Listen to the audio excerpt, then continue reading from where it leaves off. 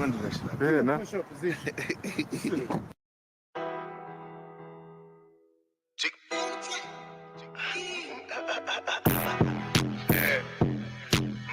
Yo, this be actually really hard. UBK shit, South Coast shit, man. Shout out to Dr. Tennessee up the building. Hey, get the money, hey.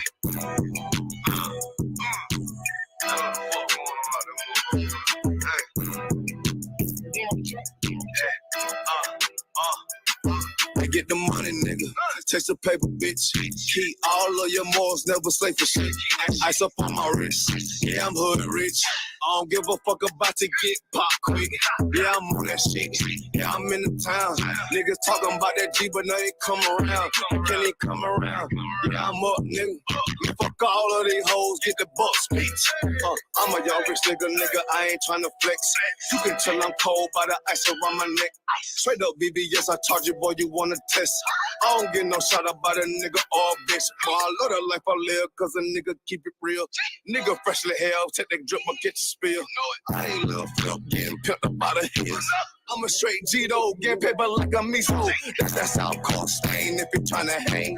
You be catered by the fame, boy, we rep the same. Nigga tryna talk when we rep that murder game. Get your ass pop, ain't nothing to a G. All up, just wanna fuck, but hell no, I don't pay no fee. Bitches leak too deep, got that ice, I make it sneeze. All these niggas live in hell, can't even come around me. Bitches South Coast, South Carolina, bitch, I'm styling, yeah. Really no demons get control of me. No money get the best of me. No bitches getting up over me. Don't want much nigga, I'm sucker free. That's the way it gotta be. These niggas chain these bitches, chain y'all, chain is soak me. For real, this body hood the weather. And bitch, we carry weapons. Like a rob on nigga ass don't even need a weapon. And you be reputated. And you be very respected. And if you got a problem, then your way better address it. You cross that line, we ain't show no mercy. Cross that line, you ain't gon' need search. You pull up and they get nervous. You ain't making no move, you ain't got no purse. On UBK, so I ain't never worried. I'm putting them right both of my hands dirty. For real, I learned from the OGs. I'm a young nigga, but I'm a certified priest. And not from Tennessee. In this minatory that I gotta keep my heat. You should play it safe, and we gon' play with Keisha. For real.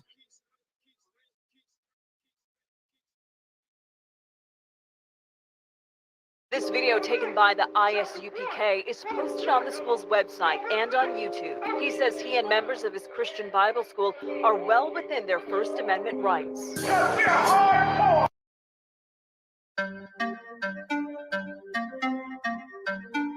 Yay-Z, you know the job. Ayazahab. Badness no sir.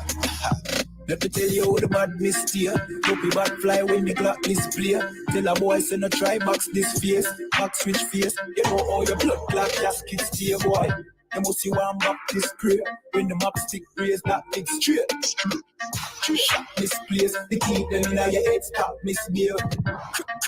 Crack his face. The key never tell us we lock this place. Which locksmith anyway watch this place. War red them bunny like plastic plate. Hey.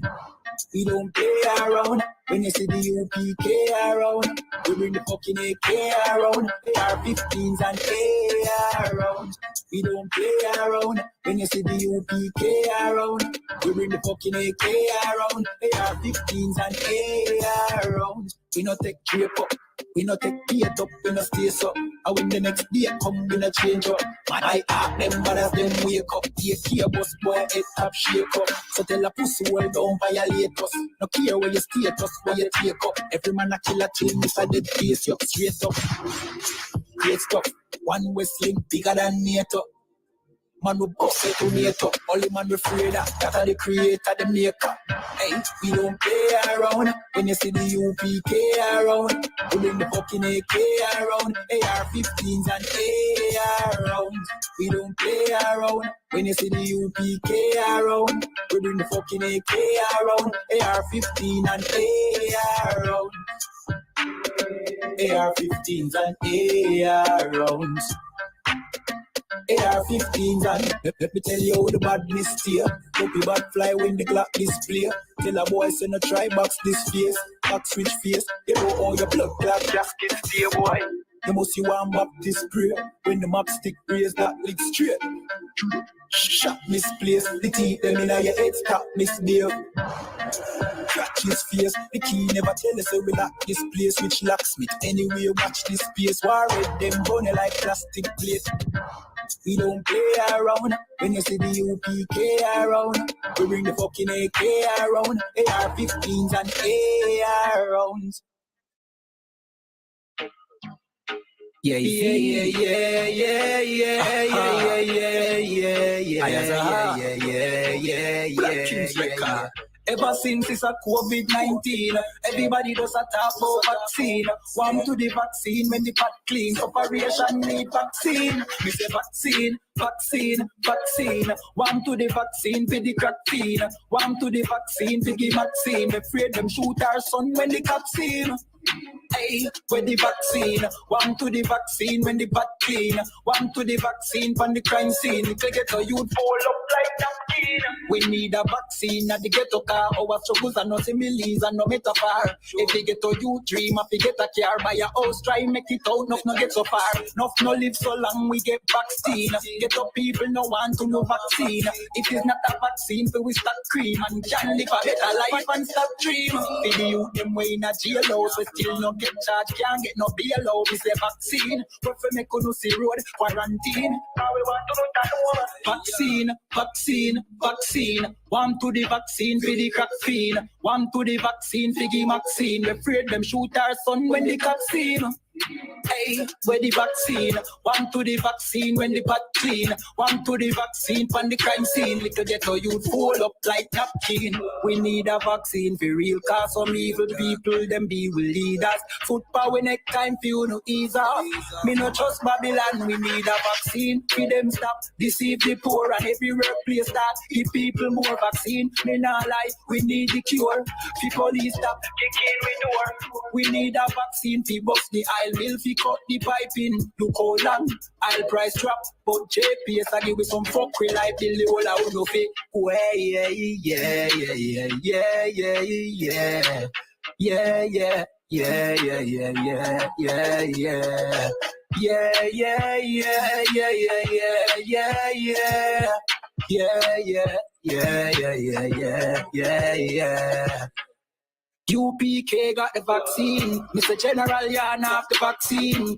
General my man have the vaccine. Big Captain Mashak got the vaccine. Hey, Nayatak got the vaccine. Hey, Abada one got the vaccine. Hey, Akaya got the vaccine. Makawar got the vaccine. Hey.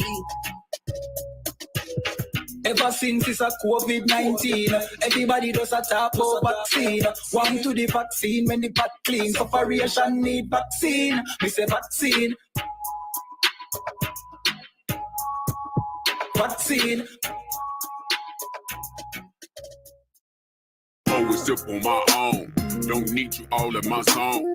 Spend so much time alone while I'm riding strap on my chrome. Always sip on my own. Don't need you all in my zone. Spend so much time alone while I'm riding strap on my chrome. Been out of these streets. Nigga trying to eat while I duck police. Own family stealing from me. I'm on the phone to pray, but white Jesus can't save me. Get him away from me. I don't know what to say. So many niggas hating me. Get him away from me. Always sip on my own. Don't need you all in my zone. Spend so much time alone while I'm riding strap on my chrome. Always sip on my own. Don't need you all in my zone. Spend so much time alone while I'm riding strap on my chrome. Always sip on my own. Don't need you all in my zone. Spend so much time alone while I'm riding around with my cone. Always sip on my own. Don't need you all in my zone. Spend so much time alone while I'm riding around with my cone. Trying to keep it on the true side, nigga. Laying low to play it cool, nah, nigga. Ass niggas on the team, I've been known to get the green ever since I was 2'5", nigga. Coop hanging out the boot, nah, nigga. Cause I ain't stunting on them. Put my whole team on so they ain't want me. When niggas doing bad, you know that they be hating on you. Get to hoping that you ball, they be waiting on it. Bullshit get bread from the envy. Best friends get to looking like enemies. When you got it in this bank account empty. Perfect recipe to brittle out of jealousy. Looking from a bird's eye view.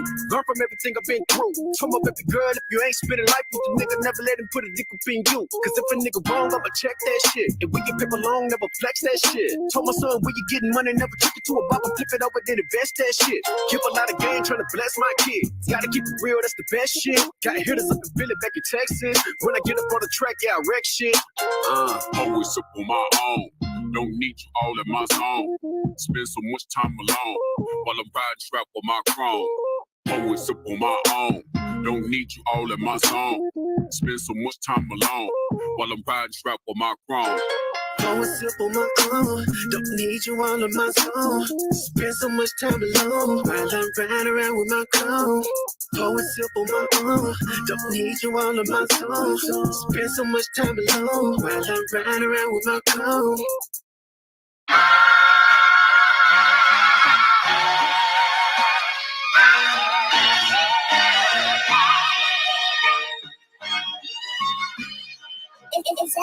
Cops wanna kill me cause I'm black. Ops wanna drill me cause I'm black. Can't get no job cause I'm black. She wanna fuck me cause I'm black.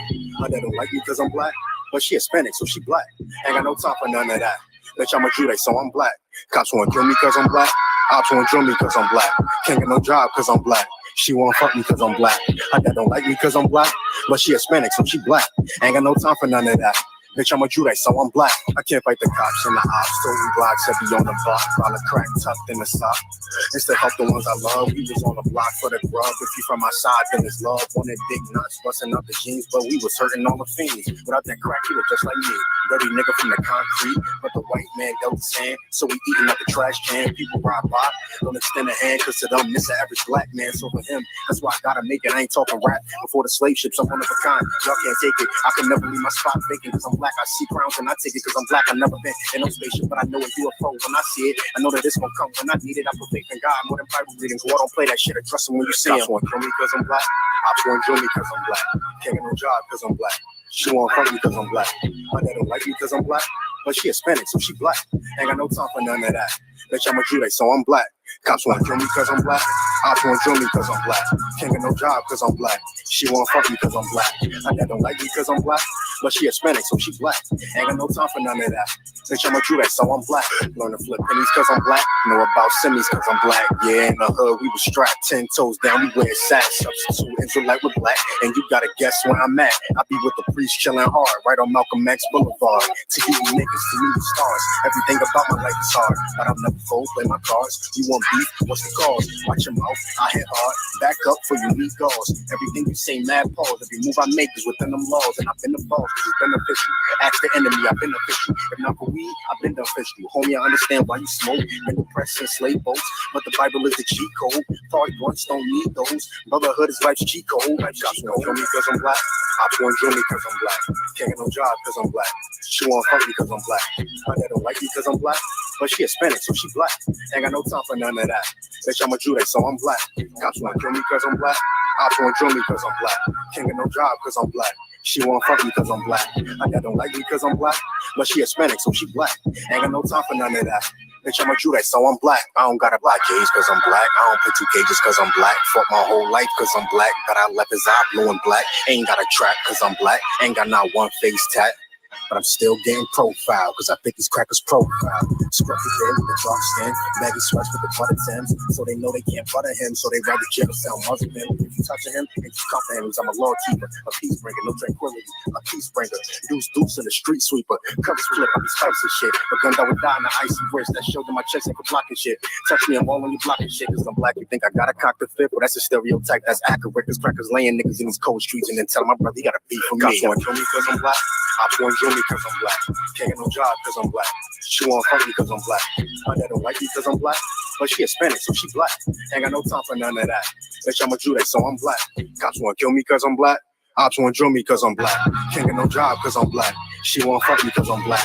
My dad don't like me cause I'm black. But she Hispanic, so she black. Ain't got no time for none of that.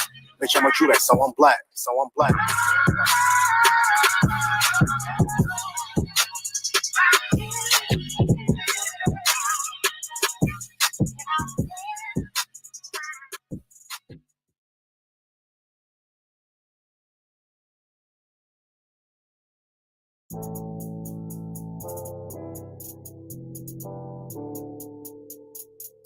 According to God, the white man is the devil. See, I've been in here for a little minute. You know what I'm saying? And I see niggas, they like to talk a lot. They like to claim leadership. They like to claim this and that. You know what I'm saying? They like to be above what they really is and have authority. But they don't really need that authority. They don't really know what to do with that leadership. You understand? You hold hands with this white ass, need to stop and ask you to give a damn what you talk about. Don't give a fuck what you believe, nigga. Gotta stand up to serve my God. We don't pray on our knees, nigga. Yeah. See, everybody ain't with all that peace talk. Everybody ain't with all that bygone. Boy, ask you to stop and ask you to prop. Cause my nigga's serious.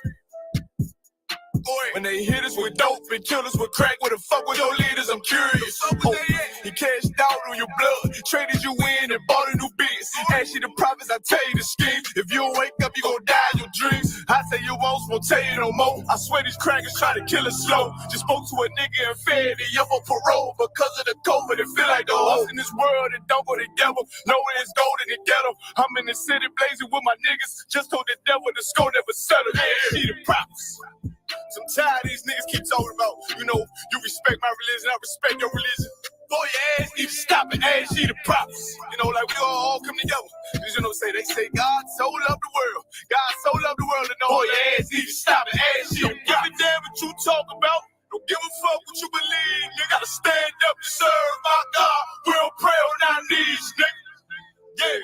Hey, gentlemen, y'all, we don't pray on our knees, nigga. Gotta stand up. You know what I'm saying? Boy, your ass need to stop and ask shit. Oh, I'm with step, I'm solid for show. To the fake niggas, stay silent, I got it, let's go. I ain't taking no loss, ain't no talking when we got the flow. Ain't no peace, just pay with your own. I'ma be loyal to the right arm. Tell them we can't keep it slave. And I can never let bygone be bygone. Got you, baby mother on high. Baby pass through the fire. Ask you the props. That baby soul belong to the Lord. I dare you abort it. Devil will fail you, bitch, I can afford it. I prepare slaughter, you bring my water. Push your leaders weak, let them lies slip through their teeth. Their ass need to stop and ask you the props. That's just the reality, Christians. I'm sorry to hurt your feelings. I know your pastor lied to you every Sunday for 30 years, but that's what the church is for, lie. Good to see you finally come to class, huh? Hey, man, I'm a praises. I mean, both sides. I mean, definitely appreciate it. Shalom, shalom, shalom. Shalom, Pat. Yeah, shalom. You know what? That's all right, brother. I already know, man. What I get church from on this? That's right, man. Listen, I'm ready. Listen, I got my sword. Here's my ID, brother. You know what I mean? Make sure I ain't got no warrants. Make sure I ain't got no warrants. Well, I got my pen. I brought my own. I brought my own pen so I can sign a non-disclosure agreement, right? No, Rob, we don't do no non-disclosure agreement. Why are you pushing me? All right, I'm here. Let's start checking. All right, let's start checking. No problem. Got it. All right. All right. I ain't got no weapons. Yeah. All right. How you here? Don't forget. Excuse me. Just a little nervous. You good? Just a little nervous. Sorry. Oh, for sure.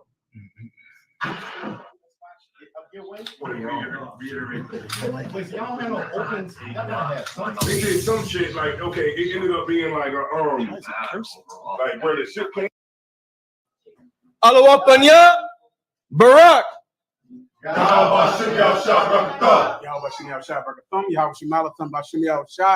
Clap it up. Yeah, bro. Let's get on tonight, Akim. Excuse my slides, Akim. I came in here with 2 right boots tonight. So we'll have to get it on without my boots tonight. Got a few dollars for the young brothers that want to act right. Right up here on the table. Whoever wants it, we'll see who wants it in a minute. Anyway, let's get it on tonight. We'll go into polygamy, much polygamy. Give the Most High a hand. Give polygamy a hand.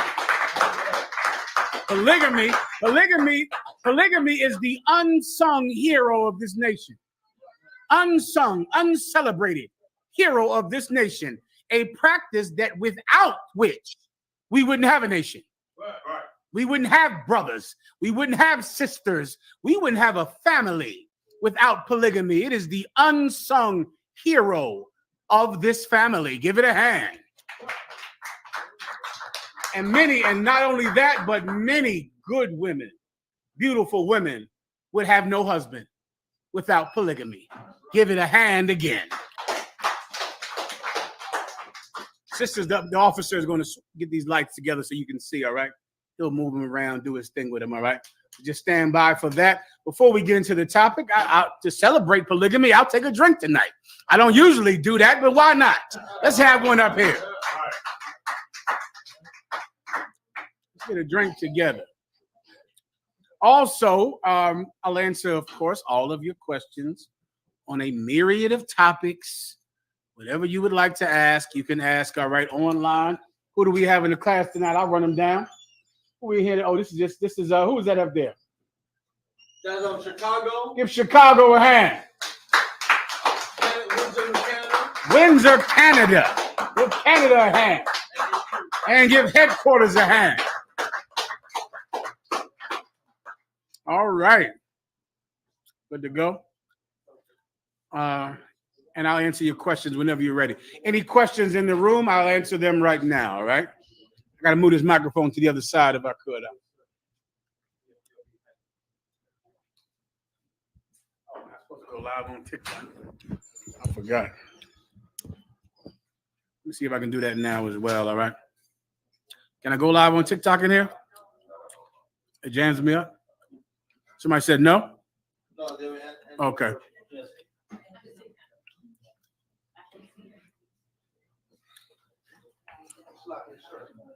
Go ahead, Warrior. No, please, just in the back if it's all right. Hand me a napkin as well, please, if you don't mind.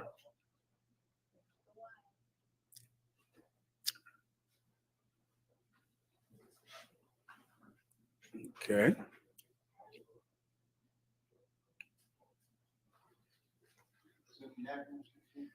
The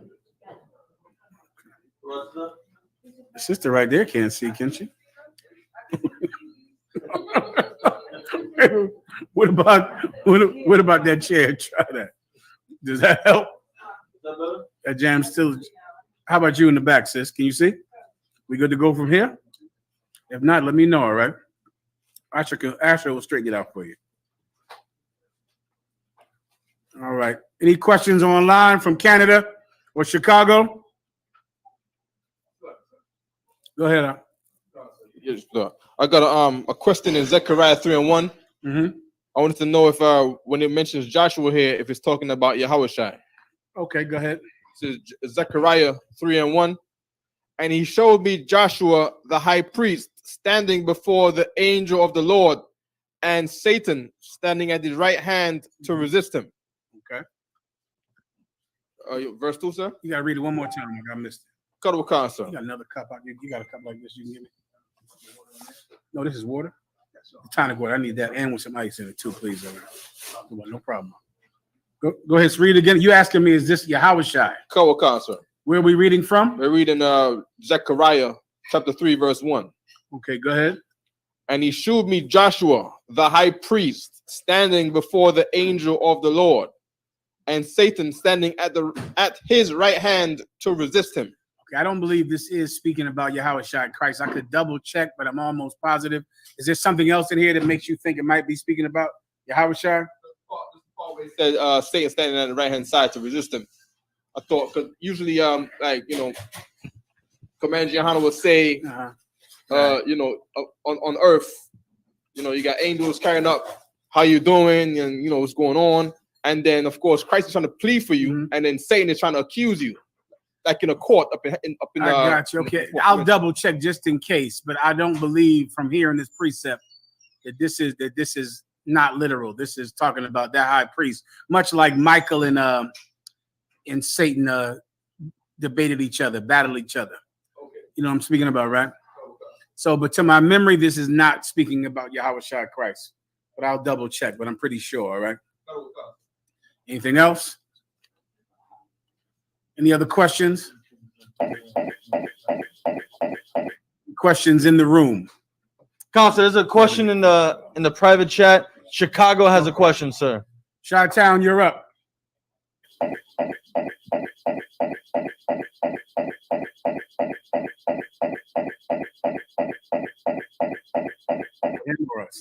them. Chicago, there's a problem with your mic. So while we wait for Chicago, sir, we have a question from online.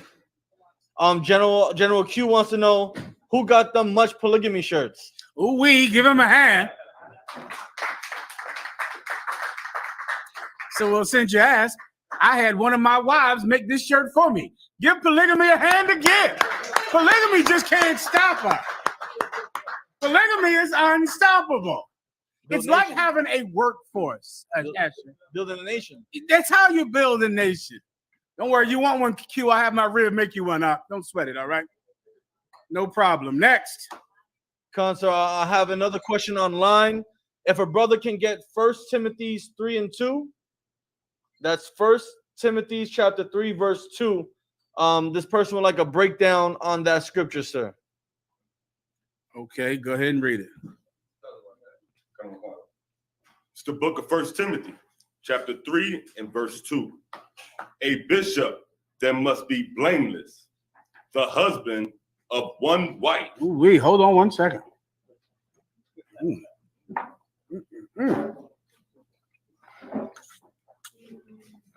Who asked the question? Some person named Israel. Israel. This is from the IUIC, this person. Right. Israelite person. That's his name online. Israelite person. Let me see the guard 1 second. Where's the other one? One is missing already. Coriella, get this to the young brother right up front. Give him a hand. You know what he's doing. He's sitting down, hands folded. Well done, warrior. That's just the beginning. We just getting started. All right. So now, okay, to the person to the IUIC member who asked the question in the chat room, right? Read it one more time. The book of 1 Timothy, chapter 3, verse 2. Uh-huh. A bishop then must be blameless. A bishop. So what is a bishop? When you look up bishop in your Bible dictionary, the word translates to master in English. Master, right? Anyone can just look it up in your Bible dictionary. So a bishop must be the husband of one wife. Does it say he could be the husband of one wife? Does it say it's a suggestion to be the husband of one wife? No, it says he must be the husband of one wife. You need that, purple man, purple pig in the IU in the chat room. He must be the husband of one wife. Go ahead. Vigilant. This is going on to all the different, aspects of his virtuous personality that he has to have. But he must be the husband of one wife. Go ahead. Sober. No, skip down now to the deacons. Go ahead. Verse 8. Likewise must the deacons be grave, not double-tongued, not given to much wine. Did you get to the deacons, the one wife aspect of the deacons? Give me that. Verse 12. Let the deacons be the husbands of one wife. Damn, them too. So we have the number one in command of the church and the second in command of the church. They all have to have one wife. All of them. Everybody has that, correct? IUIC, Purple Pig, you get that, right? It's like it, sir. Huh? But what about the regular man? Oh, well, the regular guy in the church, you mean? Well, who is not a bishop and a deacon in the church? The word bishop means master. The word deacon means servant.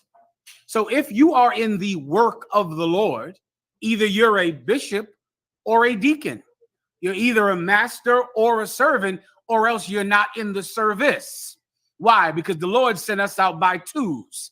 Moses and Aaron. Christ sent them out by twos. Commanding General Yohana has sent his men out by twos. Two men going out and speaking, and that's the whole basis of this entire work. A speaker and a reader. What the church is called a bishop and a deacon. Of course, side note, we never used that term in the Israelite School of UPK because over the years, the term has become synonymous with child molesting Christians, which is why we would never use that term. The IUIC specifically uses the term of deacon and bishop because they are a LGBT run church and they do everything that the Christian church does. I'm going into that later. in 1 second. We would never use that term, even though the term is in the Bible. Why? Because over the years, the term has become synonymous with weak pedophiles in church.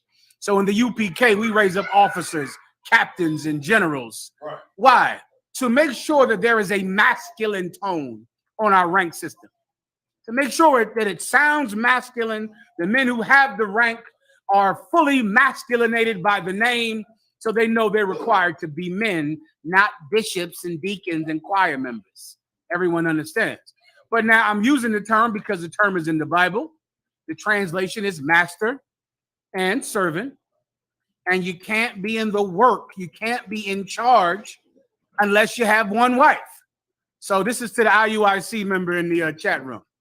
Could Christ be a deacon? Jesus Christ, your Lord and Savior, hallelujah. Could he be a bishop in your church? Let the purple pig answer. I'll give you 1 second. Paul,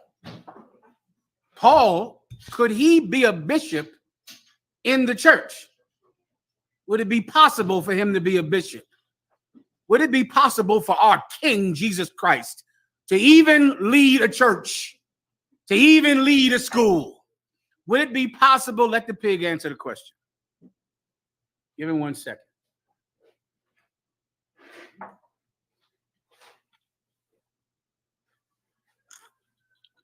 I'm sorry. Let Israel answer the question. All right, goddamn. Whoever asked the question, Israel, just tell me, could Jesus Christ be a deacon in the IUIC? Could Paul be a deacon in the IUIC or a bishop? No answer? 1 second, Levi. No answer at all. Let someone else give it a shot. Someone who is not an officer in the school, because I know you already know the answer. I'll take it from a woman, and I'll take it from anyone who is not an officer in the school. Sister. Yes. He could, how? Because he's the head. So as the head, he could either be the master or the servant. But remember, a master or a servant must be the husband of one wife.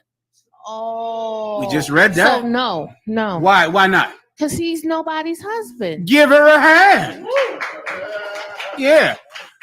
Purple pig, do you know what that would mean? You're in a church that Jesus Christ couldn't lead. And he doesn't. And he doesn't lead the IUIC. The Bible just said you must be the husband of one wife. Jesus Christ had no wife.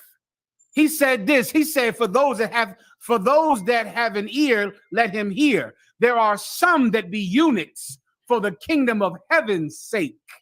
That's what Christ said. Paul said he had no wife.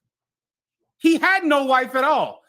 Jesus Christ was the husband of 0 wives, right, which would mean he is not the husband of one wife. You see, can I say side? We on TikTok? We not on TikTok. You can say sodomite. Let me try to stop it so it can get on TikTok eventually. You can't say the Q word. Q is bad. You can say queer questioning. You queer people in the IUIC, you're queer. And because you're queer, when you read this scripture, you see it as a bishop can only have one wife. That's what you see in your mind. Christians do that all the time. Any officer who has ever been to camp, you know, you read a precept to a Christian, he has never seen it for the first time until that day, because he puts his own bias on the Bible. You understand? So when he reads the Bible, he sees a bishop can only have one wife. A deacon can only have one wife. And it does not say that up. It says a bishop must be the husband of one wife, which would mean you could not have 2 or more, and you could not have 0.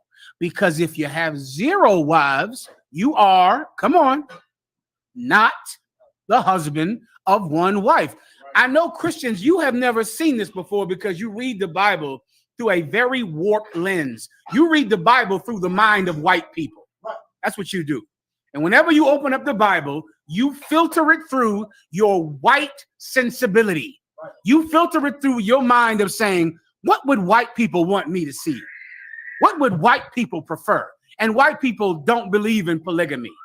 White people believe in monogamy and prostitution and child molestation. That's what they believe in. But they don't believe in having more than one wife. But they do believe in having sex with your son, your daughter, and buying whores and Instagram whores and OnlyFans whores. They believe in that. But they have a wedding ring for that one mama who's sitting at home, and she's always right. She's always right. Happy wife, happy life. So you're incorrect. Let me explain to you what this is talking about, all right? The one wife that a bishop must have and a deacon must have is not talking about the wife at home. It's talking about the wife in here. The wife in here. If you're going to be a master in this truth, a servant in this truth, you must be married to your work. That's what this precept is talking about. It is not talking about a woman, or else Christ couldn't be over the whole school that is named after him. Paul could not even be in charge because he had 0 wives. Because Christ had 0 wives, so he couldn't even be in charge. This is not talking about that. When the Bible is saying he must be the husband of one wife, the deacon must have one wife. I'm going to give you the precept for it. Give it to me in 1 Corinthians, all right? All right, you know what I want. He that hath wives be as you know what I'm talking about. Now I'll get to the next. Is Israel responding at all, Asher? No, sir. No response from the purple pig. Of course not. You see, you got your religion from white people. And that will always hurt you in the battle with us because we are sincere and pure and biblical. And the IUIC is not. You know, the IUIC has some made up religious day called the Day of Simon. You know about this, warrior? What? The Day of Simon, they have some day that's called the Day of Simon. They celebrate some cat named Simon in the Apocrypha, and they give him a holiday that they made up on their own.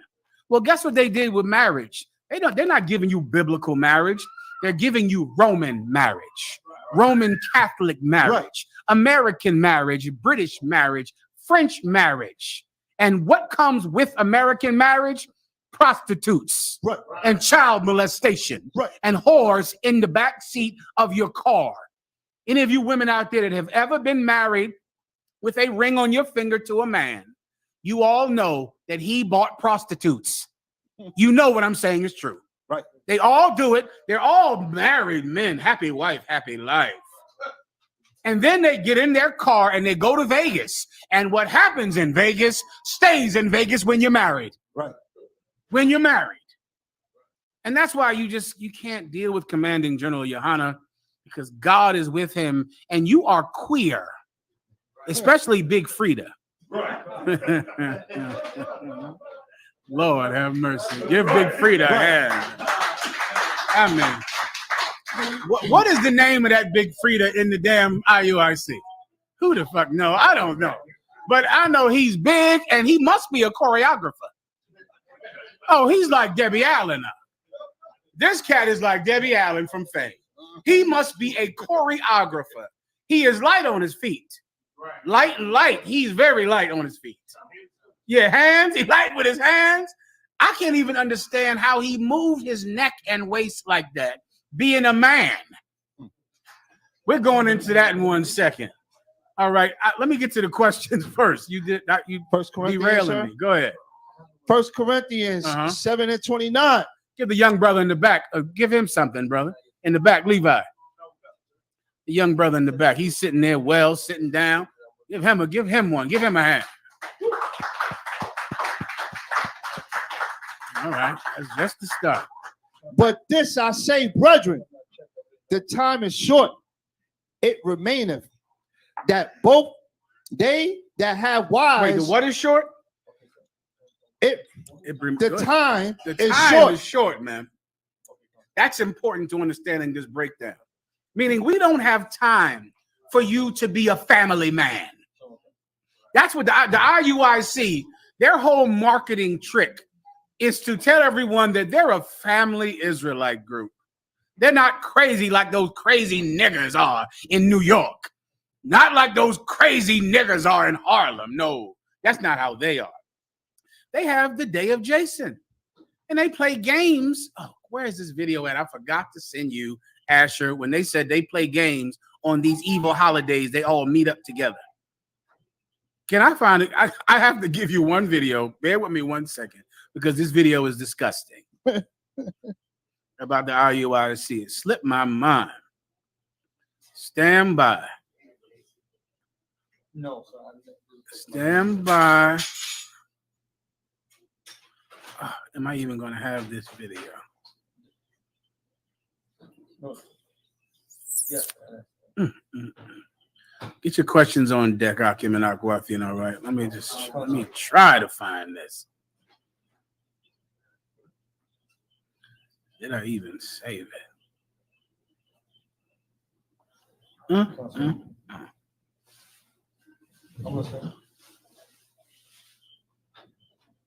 You know, I sent this to Captain Tazariak. See if he's listening or watching. I sent him a video when the IUIC said they all meet up and they meet on the evil holidays of America.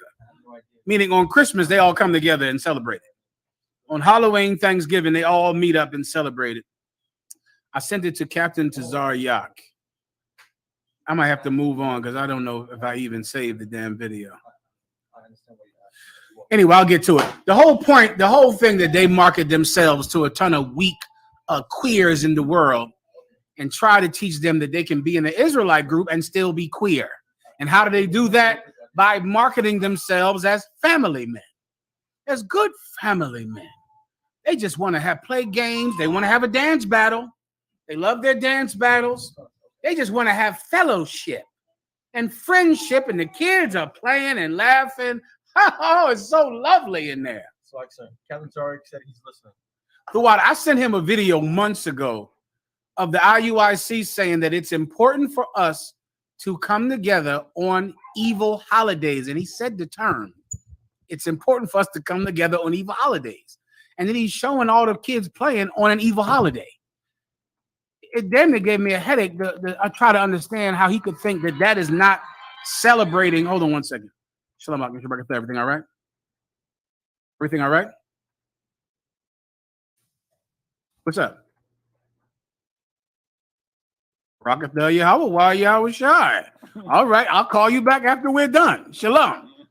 That's my son. He went there and got his sister's phone number today. Give him a hand. Oh, call me about it. Much polygamy. Pump your shot. He ain't got a sister's number. You see that? That polygamy, it just don't stop. You know where he come from. And I'm polygamying on another level. I'm polygamying in the Spider-Verse. I'm doing polygamy in the multiverse of madness. My polygamy is like this here. It is in the multiverse of madness, my polygamy. Get a young man my other hand. He knows what he's doing. All right. All right. 1 Corinthians please. 7:29. Go ahead. But this I say, brethren, the time is short. It remaineth that both they that have wives be as though they had none. Listen, we don't have time for you to be Bill effing Cosby. For you to be a family man. I'm with my family. We're playing and we're having games all weekend. We're celebrating the Day of Jason. And who has time for that? We're not family men in the UPK. We're not. That's not who we are at all. You want a family man? Give him your daughter and your son to have sex with. Those are your family men. Your child molesters. Your what's those coaches that molest everybody's kids? All coaches. Any coach USA. Molesting those are Catholic priests. Boys, thank you. The Boy Scout leaders. Oh, that's a family organization, isn't it, Levi? They believe in the family. They'll take your son out for a camping trip. Right. He'll come back sore. They're big, the Boy Scouts of America. Oh, they're just so family oriented. The Boy Scouts are just like the IUIC. They have a front of having a family nature when really they are predators. They are wolves in sheep's purple clothing. That's it. Just like the Boy Scouts, Catholic priests, or your random sports coach that molested Mike Tyson, who was molested by a boxing coach, Sugar Ray Leonard, who was molested by a boxing coach. Every athlete you've ever heard of has been molested by this family helper, this person who came into their life to be a male role model in their life, to be someone that their mother could trust. Every last one of them is having sex with your son and your daughter, but they're family men. In the UPK, we're not family men, and we don't rape your children either. We don't murder women either. And we're not family men, we're warriors. And we come in here to risk our lives and to willingly put our lives on the line. We do not have time for you to build some family. If you want to do that, go to the Boy Scouts. They'll do it with you. In here, we want your warfare in here. Why? Because the time is short. Because we just don't have time. Come on, up front. Shalakia, sir. It just came out that Gabriel Union just told on Dwayne Wade how he has like basketball camp and the boys are butt naked. Yeah, who's surprised? No one in here, right? Not a soul in the UPK. But Dwayne Wade, he loves his son. He's a better family man than me. If my son came out as gay, I'd have one less son. That would be that. I would just never call him, never talk to him again, walk by him if I saw him in the supermarket. That would be that. I would have no son. Right. So clearly Dwayne Wade is a better father than me. Or is he? Or is he? Well, that's the IUIC. You know, a ton of fake fatherly, type of cats who are just going to kill your daughter. That's all they're going to do, and rape your child. That's all they're going to do. We don't have time for you to be a family man in here. Right. Keep going. 30. 1 Corinthians 7 and 30. And they that weep. No, read above it. That part I need. That part you skipped over. Right Salakia, there. Sir. But this I say, brethren, the time is short. It remaineth that they have wives. Both they that have what? Wives. Wives with an S. W-I-V-E-S. But he wanted to spell it because he needed to. Because they that have wives, not they that have a wife, but they that have wives. Be as though they had none. Be as what? Had none. Be as though what? They had none. Be as though they had none. What does that mean? If you have one wife or 10, in here you have none because you are married to your work. Right. Those are the wives that we're speaking about in Timothy with the deacon and the bishop. You can only have one of those out. You can only have one thing that you are married to, that you would die for. One thing, and that's the work of our holy king. Right. That's the Israelite school of UPK out of 1 West 125th Street, Harlem, New York. And we're married to this school. Right. Married. And it comes before everything. Right. It comes before your wife. Right. Before your children. Right. It comes first. Why? Because he didn't even have a wife or a child, so he could work for you. Christ, our king, did not have a wife. He couldn't even be a bishop in the Purple Pigs group because he didn't have one wife. He didn't have a wife. He didn't have kids.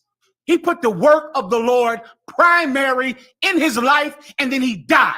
Right. And then he said what to us? You must take up your cross and follow after him. So now you'll have one wife. Every officer will have one wife. Right. You'll be married to this. This comes before your family, before your mommy, before the mommy that you sleep with at home, which is your woman, who you still treat like your mommy. You need her to stop you from chasing whores. A lot of you would still buy whores if that bitch wouldn't go through your phone every day. Right. Going through that phone is the only prevention you have in your life, because without her going through your phone, you would buy prostitutes. She's policing you like your mom. Right. She's your mom. She's coming in your room and seeing what you have under your bed. She's the only thing that keeps you moral. Your wife. That's how it is in the IUIC. In the IUIC, they have one wife, and that wife is a cop, just like the cops in there. They're arresting blacks and Latinos on the street. The purple bitches is in there policing those men. Right. Making sure they don't cheat. Making sure. Why? Because if they get caught cheating, what's going to happen? Bishop Nate is going to kick them out. The IUIC, so they can't ever commit adultery. They can't ever cheat. And so they're getting police constantly. How do I know? Because they called my phone. This is one purple bishop in there with glasses, the one that said, I snitch. His wife right now is all angry at him because he got caught cheating on her. Now, ask me how I know. Don't ask. Don't ask. Keep going. Salaki. Verse 30. 1 second. That's all I need. The one wife is not an actual wife. See, the Bible is in metaphor, you purple pig. But white people read the Bible like it's literal. That's what they do all the time. The Bible, in so many cases, is not literal. It's spiritual. It's slang. And if it's literal, then Jesus Christ could not be a bishop. That's right. Then Paul, who wrote this, could not be an authority to write it. That's right. I know you don't know what the hell I'm talking about, so I'll just move on. Go ahead, officer in the back, please. Trooper Salaki, go ahead. Would it be similar to how? Salaki, sir. Salakia, sir. Would it be similar to how Yahweh refers to Israel as his wife also? Yeah, give him a hand. Take your test too. Right, because the Most High calls Israel his wife, and what do we call him? Ayash, our husband. Why? Because he is married unto us. That's in Jeremiah the 3rd chapter. We're married to him. If you need more backup, that's another precept. Let's pull it real fast for the trooper's sake. All right. Yes, we're married to the Lord, and we are his wife, and he is our husband. Not literally, but that's our relationship in spirit. Well, you have to be married to this school, or else you're not worthy of the man who founded it, because he forewent a family. You understand? There be some that are eunuchs for the kingdom of heaven's sake. He went without it, and he had every desire that you have, every last one. That's in the Bible as well. But he didn't have a wife. And here you are. You're blessed to have a wife. And what do you put her before the school? Put her before going to camp? You know what your wife is going to think about you if you do that? Your wife is going to know you're a punk. And brothers, that's another class that I'll get into one day. Don't make your wife think you're a punk, because once that happens, it is extremely difficult for her to ever honor you again. If your wife knows that you compromise what you believe is right according to God for her, you're going to have a hard time making her think you're not a punk. And once she thinks you're a punk, it is extremely difficult to change her mind about it. It's extremely difficult. Who does that? You brothers that are alcoholics. When your wife looks at you, she thinks you're a pussy. She thinks you are weak. She sees you. I never knew my daddy. My mama, you think I want to be like this? She looks at you like, I got to be with it. I got to let him get on top of me and act like I like it. Listen, women, IUIC, close your ears. Women like masculine men. Right. And I know you don't know this in the IUIC. Your wives know this, though, and your sisters. Women like us. They like us out. All the way they like us. I pray you understand that. They like us. Why? Because we're not punks. Because we don't put them first. They like that. That a woman does not want for her to be the entire pursuit of your life, and you compromise God for her. She doesn't feel safe around you. All right. And it's integral within a woman's mind for her to feel safe because she's with you. But if she knows that you will not go to camp for her, you will switch Israelite groups for her, you will choose a God that she approves of, she will never feel safe with you. And that, of course, will make her call our phone day and night for us to make her strong enough to stay with you. She'll need us to do it. And we'll say, well, sister, you married him, that's who you married. You purple now. You got to just be purple. Okay, and that's what we tell them when they call. And this is not only me, they call a lot of captains in the school. And we tell them to stay with their man, to stay with him. You don't have to be purple, you don't have to join that filth in there, but you can't leave him and you can't commit adultery. Right? Even though your husband is weak. And if you are in the IUIC, you are weak. You chose that group because its weakness attracted you. Cesare, you have that video for me? Oh, listen, put it up there, please, real fast. See me one more time, Warrior. It's too late for this coffee. I'm in it now. I needed that earlier. Now I got the. It's too late for that. The time is short. It's all right. I'll get it next time. No sweat. I'll take it home with me or something like that. Let me know. All right, go ahead. Ready, sir? Go ahead, please. Shalom, because this gives me a headache on trying to understand it. Okay, go ahead and play it. Shalom, Most High Christ bless. Soldier Shamgar here at IUIC Phoenix. It's important for us to congregate on these wicked hella days. We got a place for the people to come home. Okay, help me now. IUIC in the chat room, help me out now. Come on, IUIC in the chat room, talk to me. Damn, stop being punks. Stop being scared. Talk. He said, this is Officer Shamgar, IUIC of the IUIC Phoenix. It's important for us to congregate on these evil holidays. That I don't understand what the hell that means. He said it's important for us to congregate on these evil holidays. Now, come on now, put that in the box. It's important for us to congregate on an evil day. I'm gonna go again. It's important for us to congregate on an evil holiday. Play it again. Shalom, Most High Christ bless. Soldier Shamgar here at IUIC Phoenix. It's important for us to congregate on these wicked hella days. We got a place for the people to come home. Word wicked. Pause. It's important for us to congregate on these wicked holidays. Help me, IUIC. Come on in the chat room. I just want to understand you.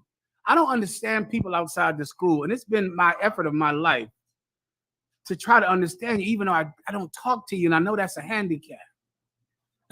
But I'm trying to get it now. Lord, forgive me. I tell you, brothers, I was in Florida one time. I'm in Florida rocking my shield in Florida. And some cat came up to me. I was with one of my ribs, I think 2 or 3 of them, right? And I'm with them, and some cat saw my shield, and he said, hey, you Israelite? I said, yeah. He said, you on the East Coast? I said, yeah. He said, what city you in? I said, Philly. I said, that's where I'm from, Philly. I go back and forth from Philly and New York. He said, oh. He said, yo, you on the East Coast? You in Philly, New York? You got to go to this place in Upper Darby. You got to go there. And listen, they got another branch somewhere in Harlem. Man, you got to go there. He said, they got curtains on the windows. I said, really? He said, I'm telling you, man. I'm telling you, if you're Israelite on the East Coast, I wish I was from the East Coast. I'm from Florida. But you got to go there, man. I was traveling one time, and I saw them. They got curtains on the windows. They in Upper Darby, and they in Harlem. You got to go there, man. I'm telling you. I said, listen, man, I'm going to do that. And I just walked away. And my ribs looked at me like, this nigga don't never want to talk to nobody. Ever. I wish I could stop being that way, but I know that I won't. Right? So because I'm never going to talk to you, I can do it in class. Why is it important for you to congregate on a wicked day? Why? How could it be important for you to come together and congregate? So the more wicked the day, the more you celebrate. Help me. You understand this, sister? Break it down to me. She knows. Go ahead. Break this down. I had the same problem. Really? Yes. Go ahead. What it is that the other people win. So they know you're Israelite. They know you don't celebrate holidays. Uh-huh. But They do. So they want to please them. You know what? I think she's right. And give her a hand again. I think that's it. That's what makes sense in that you know the holiday is wicked and evil, but you also know that your wife likes it, doesn't she? Your wife really likes Christmas. And the children, you got to do it for the kids, really. The kids love Christmas and Halloween and Thanksgiving. So even though you know it's evil, you know your wife likes it and the kids like it. So it's important that you congregate on a wicked holiday. Keep playing it. Play from the top. I'm letting it play through to the end this time. Go ahead. Hey, shalom, Most High Christ bless. Soldier Shamgar here, IUIC Phoenix. It's important for us to congregate on these wicked holidays. We got a place for the people to come home to. They can relax, kick back, have fun, enjoy each other in the spirit of unity. Psalms 133. Take a look around. We got happiness all around the room. This is our family. This is what we do here at IUIC. Shalom, Most High Christ bless. Okay, Akim. They're having a wonderful time down there in IUIC Phoenix, because it's Christmas. Why is that different than celebrating Christmas? How is that any different? Come on, IUIC in the chat, where are you at? You're not going to say a damn word. Give the young brother up front $1 more. Right there, the brown brother right up there. Give him a hand. He knows what he's doing. He knows what he's doing. He's disciplined. He's not like some queer that has no discipline. I got to move on. Okay, unless someone from the IUIC wants to explain it to me and tell me how this is different than just going to your grandmom's house and celebrating Christmas. Why don't you just go over there with her and do it? How is it different that you're celebrating a wicked holiday in your church? I got to move on. Okay, I got to break down polygamy in a second. That's going to take all night. Go ahead. General Haas sent us a video about one of their bishops talking about having multiple wives. Well, let's hear it. Let's hear it. Oh, wait, before I do that, do I have any other questions I need to answer? Chicago's, we're still waiting. Let me get Chicago's. Let me get Levi's and Chicago's. Go. If I may add one, I wanted a breakdown on Ecclesiasticus chapter 3, verse 24. For many are deceived by their own vain opinion, and an evil suspicion have overthrown their judgment. If I may, sir, the evil suspicion, could this be like assuming Assuming I need a little more context about what we're talking about. You might take it one more verse, sir. Go ahead. Ecclesiasticus 3:23. Be not curious in unnecessary matters, for more things are shown unto thee than men understand. Verse 24. For many are deceived by their own vain opinion, and an evil suspicion have overthrown their judgment. I'm sorry, 1 second. No, I'm fine, Warrior. Go ahead, up. And an evil suspicion have overthrown their judgment. Okay, your question is what is the evil? What is a example of an evil suspicion that overthrows your judgment? Sir. Thinking something evil about your brother that is not true. That's an evil. A suspicion is when you think someone has done something wrong. Someone has done something evil, correct? An evil suspicion is when he did not do that. And you still think that he did it. That overthrows your judgment. You're wrong. You think that he lied to you, or he stole money from you, or he did this to you, and he didn't. You're suspicious of him without cause. And now because of that, when you have to make a judgment, you judge against him because you think he's a thief. He's a liar. He did this and he did that when he never did it, which is why you need proof and evidence to bring an accusation against someone. Because if not, you can convict them in your mind, which will make you convict them in reality. If you have a high enough rank, if you have a position to do so, you get my point. Anything else?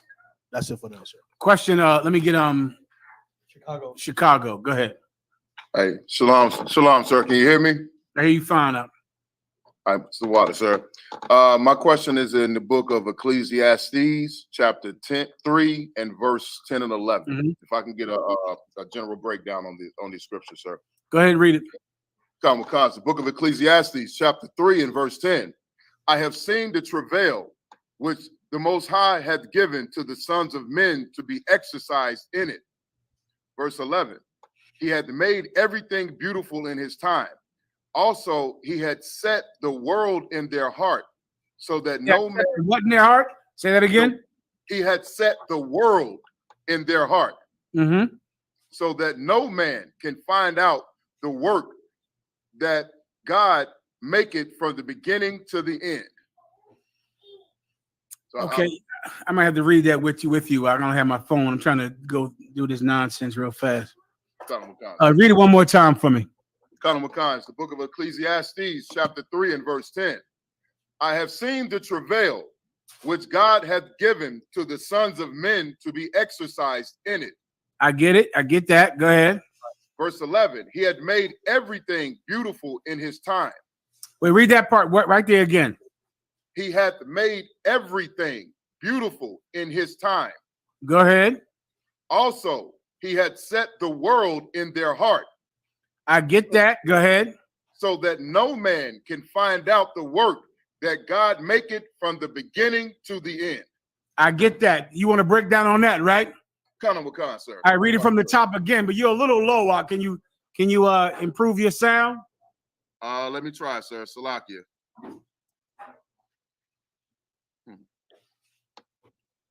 Gotta switch my microphone over. Get one moment, sir. I think Asher is fixing it for you right now. Okay, All right, go ahead. Is it better, sir? That's better. Go ahead up. All right, the book of Ecclesiastes, chapter 3 and verse 10. I have seen the travail which God had given to the sons of men. The sons of men is speaking. 1 second now. The sons of men is speaking about the other nations. The so-called white man, the so-called Chinese, Japanese, Africans. He has seen the travail, the trouble that the Most High has given the sons of men. What trouble do the sons of men have that they're working on day and night? The sons of men have to thrive, dominate the planet, and rule the world without the blessing of God. They don't have God's blessing. So if the food is going to grow, they're going to have to go to the top scientists to make those crops grow. They're going to need Monsanto's, this bug killer, that bug killer, genetics. They're going to need to work so hard to just make food grow. Why? Because God is against them. God is not going to bless their crops. God is not going to bless their land. So to have success, they're going to need to work 10 times as hard because God will not help them. You understand that? Sir. You need that to understand the rest. Go ahead. To be exercised in it. To be exercised in it, meaning for them to be able to work and to dominate the planet, to rule the world. My God, they better get smart. They better achieve. They better stay up day and night. They better build this and build that and build rockets. They better work because the Most High will never bless them. A white man's life is constantly trying to succeed in the face of God's rejection, just like he did with Jacob and Esau. Hold your point. The Most High chose Jacob and rejected Esau. So what was Esau blessed with? Esau was blessed with the sword, the sword. Esau had to kill his way into dominance. But meanwhile, who was Jacob? Jacob was a plain man who liked to dwell in tents. Jacob wasn't some killer. He wasn't some murderer. A lot of you think it's black or Latino to be a murderer. It's not. It's white to be a murderer. That's the trait of white people. It's white to loot. It's white to riot. It's white to commit mass murder. That's a white characteristic that they've had since Esau in the Bible. Why? Because without it, they would never succeed. They succeed by force. They don't succeed because God shines his light on them. God does not shine his light on them. They would never succeed from the ghetto, never succeed from the barrio, never succeed from the reservation. Why? Because they have to kill and dominate for their society to thrive. Everybody understands. Keep going. Verse 11. He hath made everything beautiful in his time. Who made everything beautiful in his time? Chicago. It's like you said, the Most High. No. The children of men. What is his time? Chicago. So like you said, would it be the time that he has to rule on the earth? Give him a hand. That's his time. So what have the children of men done? When I say the children of men, I mean the other nations. Who are we? Blacks and Latinos, so-called North American Indians. God damn it, I left something in the room back here. Do me a favor, Levi. It's like some laminated cards. It might be left out on the table. Who are they? We're the children of God. They're the children of men. They have made everything beautiful in their time. Oh, man, I was driving up here to New York, brother, from downtown. Oh, it's beautiful at 34th Street up. Beautiful. Ooh, you know that, Corayala. Oh, my God, the shops, the restaurants. What kind of food do you like? Name it. You want some Moroccan food? You want some Vietnamese food? What you like? Polynesian food. It's right here in the city. It's right here. Every race, every restaurant, every pleasure, every delight is here in New York. Everything you want. Everything. Say again? Sounds like Sodom and Gomorrah, correct. Yeah, I mean, in their time, everything is beautiful. The skyscrapers, what's that word in Spanish for skyscraper? The brother just taught it to me this week again. We did it last week. Scraptos something. Well, the skyscrapers are beautiful. Tourists come just to look at the damn buildings. Just to come and look at the damn building. What about Washington, D.C.? Oh, the buildings. He makes everything beautiful. Everything is wonderful. The so-called white man legalized weed. Say again? Rascacielos. Rascacielos. They're beautiful. Bonita. What? Cieros. Oh, they're beautiful. They're wonderful.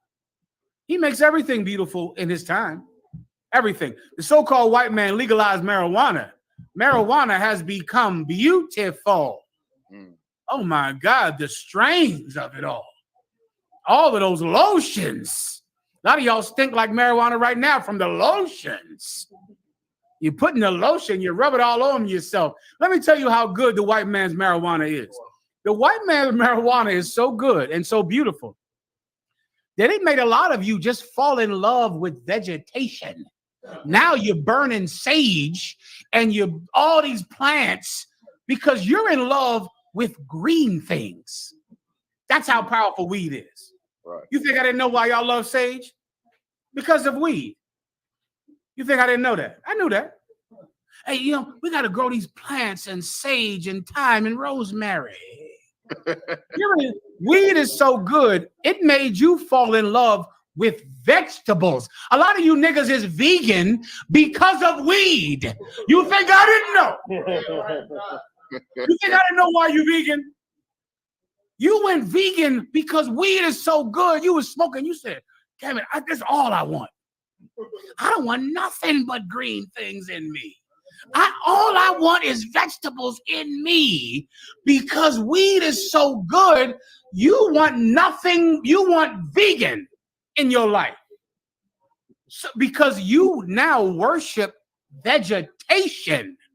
He made weed beautiful and glorious in his time, with the time he has. Keep going. Also, he had set the world in their heart. Also, what has he done, Chicago? Set the world in their heart.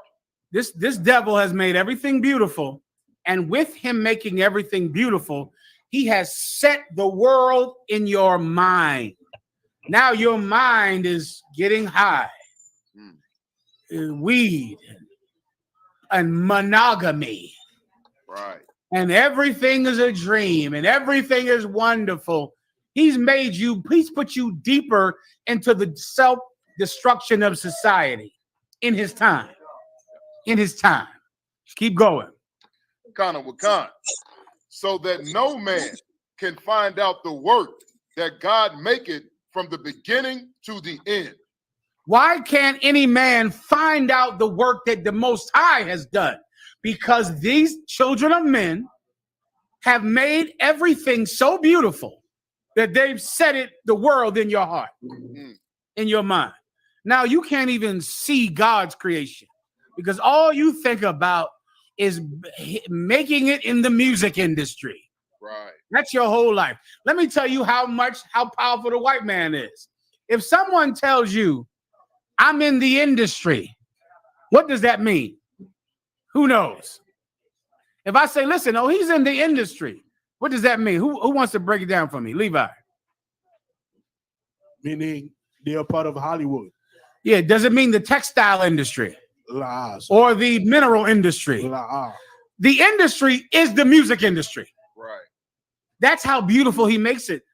In your mind, it's only one industry on the planet, the one that makes everybody stars. You clearly are not talking about the textile industry or the precious mineral industry or the industry that makes boots, right? The industry to you is the one that makes you a beautiful movie star. That's the industry. And so what do? You're going to get on a Greyhound bus, come down here to New York, and whore out of every draw leg, mouth, and orifice. Right. Why? Because you came to New York to be a star. Or you end up on Hollywood Boulevard. Why? Because you came there to be a star. What do you end up being? A dumpster for fluid. A fluid dumpster. Right. I think you understand Chicago. Kana Wakan, the water, sir. No problem. Anything else? Asher. So we have a question online. This question is about a question that they asked last week. This is you said you were going to break down. Give the brother up front $1 more. He's doing it so right. Keep it coming for him. Right here. Him right there. Him right here. Give him that money right there. He's doing it so right. You said we're going to break down the day of Simon. Yeah, ain't that something? The day of Simon about the IUIC. Did I give you a video on that? Just give me the picture. Does he have it? No. Okay, we got to get it when we get the picture. I brought it out earlier, Rock. The day of Simon. The day of Simon is some, holiday they made up about some cat named Simon in the Bible. That's it. About you? One of Malachi's sons, after another victory, this is after Hanukkah, created another holiday. Mm-hmm. So they look at that and say, oh, we have to celebrate this too. All right, no problem. Yeah, I got you. All right, let me get some more questions before I got to get into my polygamy tonight. Okay, I think I broke down the day of Simon. You can send me the picture if you want to show the picture. It looks like, and we need to play Big Frida also tonight. Constant. Yeah, I got that for you. I could watch Big Frida for an hour. Buddy. Okay, You want let's just play Big Frida periodically throughout in between the questions. Just forget the day of Simon. Just put Big Frida up there. Let's just play Big Frida. Yeah, play it one time. Get the question in the Look at him. Oh, he's a choreographer. Everybody says he's in the industry. He's in the industry. Keep on praying. Nobody knows how it's made.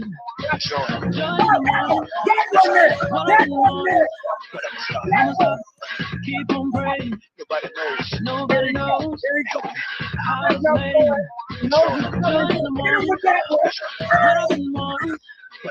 I'ma stop weeping. I'ma stop crying. Oh my God! When I struggle, my daddy knows. He's dancing now. He's dancing. Now, listen, Levi, I'm glad you saw that. Levi, listen, he came over there. He saw all those men's over there. He said, I'm coming to get you men's. I'm giving you some of this here. That poor little brother, purple man right there. Brother, he is looking away in shame. He is ashamed of that. Give him a hand. He's trying to hold on to it. Purple man, whoever you are, don't let him steal your manhood from you in there. Levi. If I may, sir, I may be wrong, but he looks like in his mind, he's saying, man, the ISUPK was right. I hope so. Well, Levi, what you want to say? I mean, if I may, sir, that's that same dancing guy was the one that punked the brothers at that union. Yeah, he went over there to the house of David and punked them. Meanwhile, he's queer. He's a queer choreographer. Play it again. Yes, sir.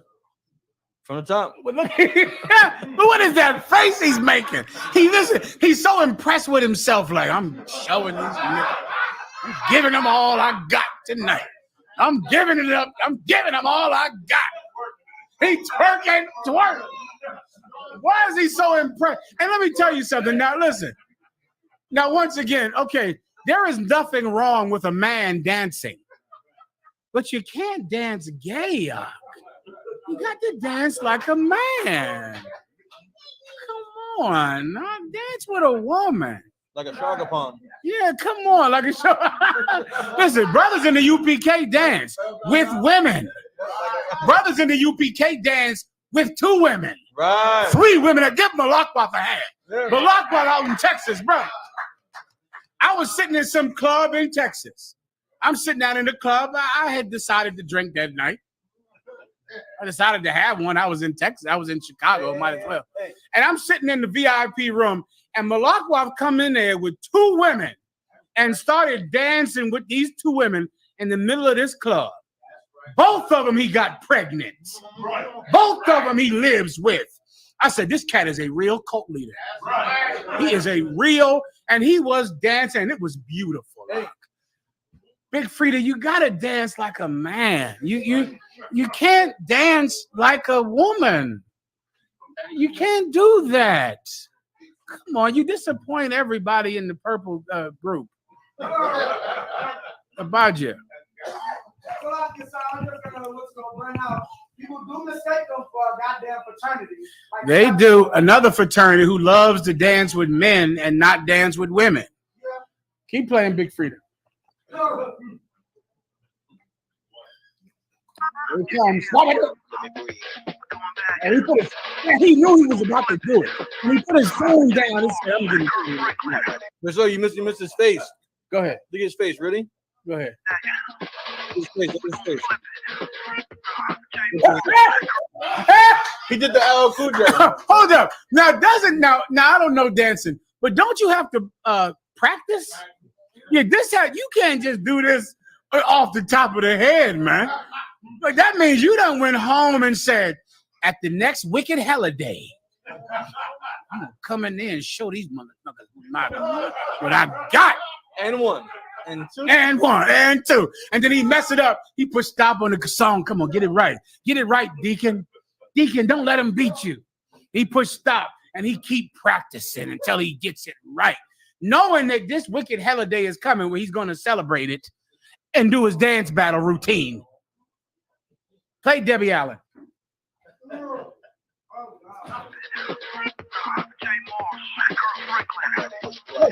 Everybody say, keep on praying. Nobody knows. Help me. How it's made. Joy in the morning. Keep going. Help me. How it's made. Joy in the morning. That's right. What I've been wanting. I'ma stop weeping. I'ma stop crying. Stop crying. When I'm in trouble. When I'm struggling. But daddy knows. When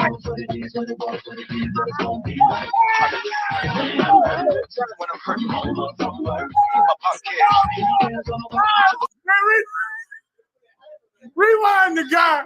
I did not even see that until just now. The guy was like, I give up, Deacon. Your twerk is more powerful than mine. You look at that right there. Deacon, your twerk is more powerful than mine, Deacon. And his face.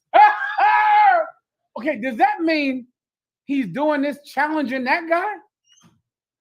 He looking at him like he's like set it off. Like, what's that movie where they had dance battles? You Got Served? You Got Served. He looking at him like this is You Got Served. Keep playing. This is for Saint. We'll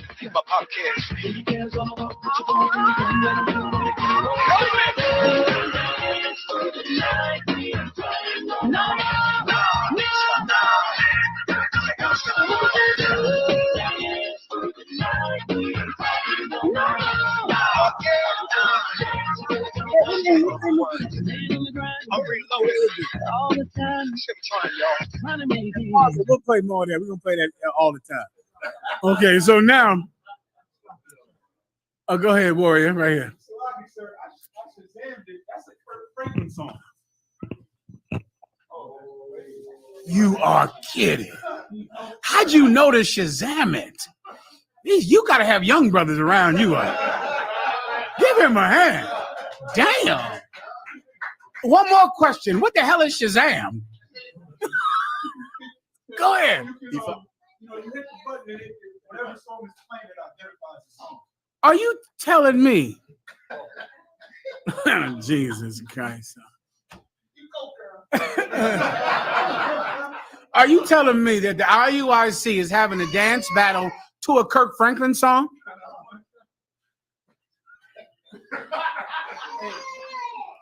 Come on, Israelite out there. Come on, IUIC. Why can't you talk? I just want to understand. I don't want to beat you up. I'm just trying to understand you. Why would you be doing that? Why would you be having a dance battle to a Kirk Franklin song in your church? Unless you're just a bunch of Christians. That would explain it. But if you don't think you're a bunch of Christians, then just help me to understand it. I'm just a person just trying to understand what you purple cats are doing in there.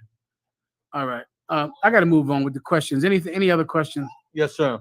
Go ahead, Al. This person here stated, Slacker, sir, can I get a precept on helping brothers out of gangs, please? Helping brothers out of gangs. You can help brothers out of gangs the same way you help sisters out of pornography. And you help women out of prostitution. And you help brothers out of murdering anybody. A gang is a supplement family. And when you have a terrible family at home, you will take love wherever you can find it. Especially when you don't know what love is at all. Right? The problem with gangs is to think about them like it's a specific thing that needs to be combated. It's not. It's no different than any other thing that will grow in opposition to a good family, which you don't have. You have a good family, Ogden. That's how you destroy gangs. That's how you get rid of prostitution. A lot of you cats in the IUIC, you go to see prostitutes. You love prostitutes.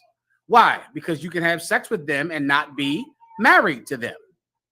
Well, you can't have prostitution without child molestation. There's only one way to keep prostitution going, and that's to create new prostitutes with child molestation. You love pornography? That's what you love? Well, you can't have pornography without child molestation because there would be no porn stars without child molestation. So how do you defeat those things? You defeat those things by being moral in your home. Morality. By having morality. By teaching a child morality. The only way you can teach a child morality is for you to be a moral person. How do you become a moral person?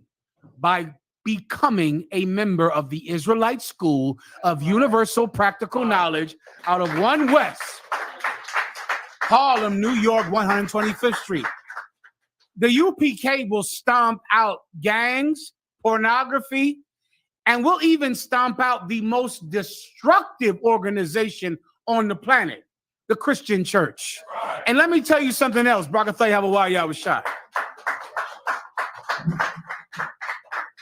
Every Every gang in America, all of them, the gangster disciples, the black disciples, all of those old school New York gangs, the Black Spades, all of the Crips and the Bloods all over the planet, none of them has done the damage that the Christian church has done.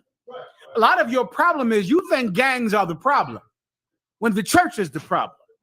The church is the reason for prostitution, for pornography, for gangs. Why? Because the Christian church takes morality out of the home. And then the gang, the pimp, the drug dealer gives your child a new set of rules, since your child has no rules. The Christian church teaches you what? God loves you no matter what you do. The Christian church has no rules. Oh, well, the pimp has rules. You better have him his money, bitch, by tomorrow. The gang has rules. You better go put in work. Every other thing that your child joins because he's trying to flee from that church, they all have rules. Your house doesn't have rules, though. Your house is God loves you no matter what you do, no matter what you say, no matter anything, God loves you. And then your child leaves out of your house and seeks order out of your home. Your daughter is looking for order. She's looking for it. She didn't have a father. She didn't have someone to tell her when to come in the house and what to do. And she finds some pimp that gives her order. And she'll take it if she has to just have sex with other men to help make him happy. She's looking for it. But what do you do if you want to stop gangs? Get rid of the church. Right. If you stomp out the Christian church, there will be no gangs. There will be no prostitution. There will be no pornography. But as long as you have churches, you're going to have gangs, because churches create gangs. Churches create prostitution. Churches create pornography. I pray that answers this question.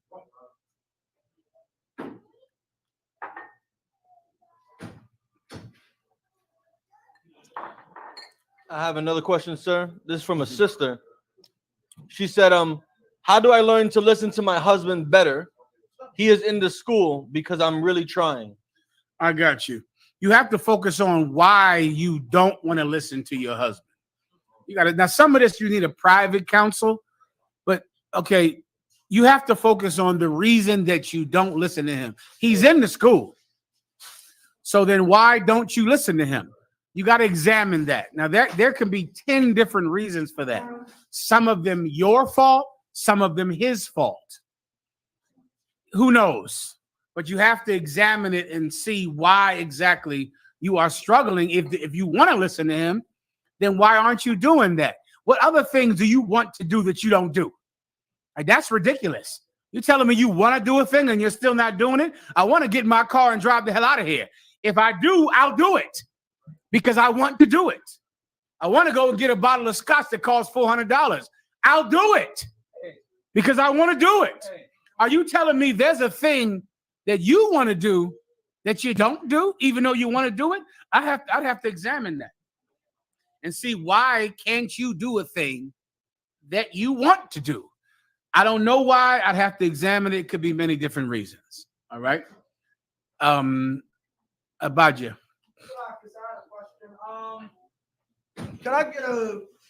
Could I get a precept on, since we were just talking about not harassing Christians at their place of worship? Not say it one more time. Can I get a precept for not harassing Christians at their place of worship, and that's not One West or anything any of the prophets did? The foolishness of preaching.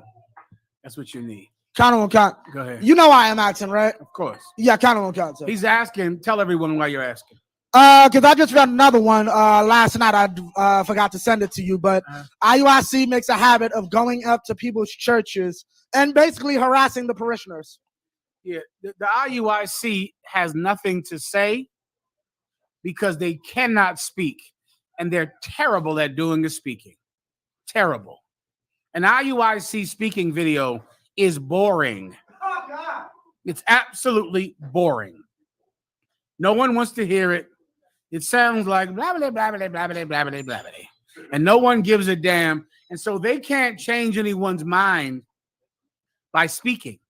So they have to resort to tactics with going to the front of your church and lining up in front of your church so you can't go inside because they can't change your mind with their words.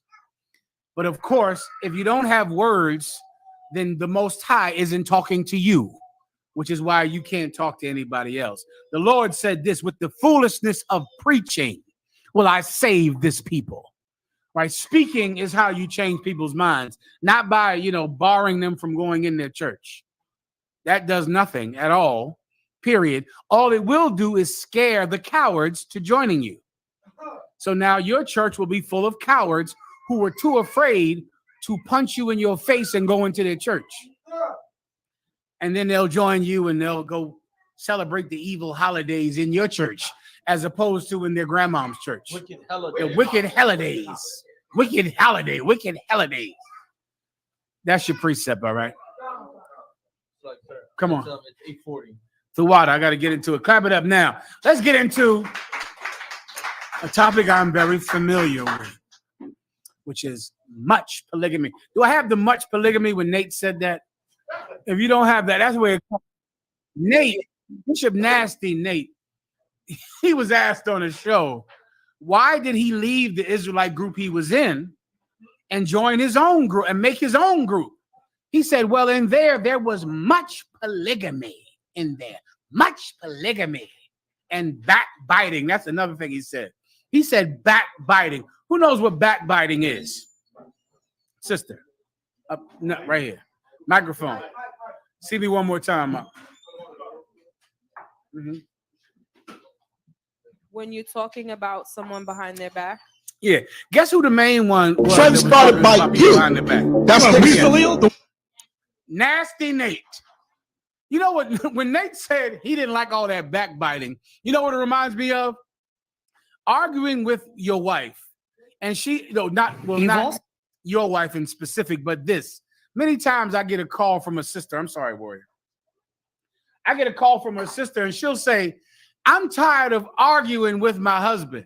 Or I get a call from a brother and he'll say, I'm tired of arguing with my wife. Arguing can stop tomorrow. Agree. Right. Just agree with her. The problem with arguing is you don't want to agree with the other one. So really arguing is not the problem. The problem is you refuse to agree with them. Anyone can stop arguing. Just say, you're right, baby. I'll do it. No sweat, baby. You got it. But really, when a person says there's too much arguing in their home, what they mean is, I can't win any of them. That's what they actually mean. They want to win these arguments. They want the arguing to stop without them agreeing with the person they're arguing with. Well, Nate is the same way. Nate left the UPK because of all the backbiting. Nasty Nate, just do what you're told and the backbiting stops. Just stop disagreeing. Stop doing things that are against what the Most High God said. And then there's no more arguing. There's no more backbiting. He was against that the same way he was against polygamy, because there was much polygamy in the ISUPK. Well, I hold your point. Let me explain. We're going to go into some precepts about polygamy tonight. Polygamy is the unsung hero of this nation. Now, before we start, raise your hand if your father had children that were not with your mother. Ooh, that's a lot of people. That's the majority of their home. Raise your hand if your father was with another woman first before he had you. Raise your hand. Ooh. My father had women during being with my mother. He had women. Yeah, he had women. So do you understand? If you don't believe in polygamy, you didn't want to exist.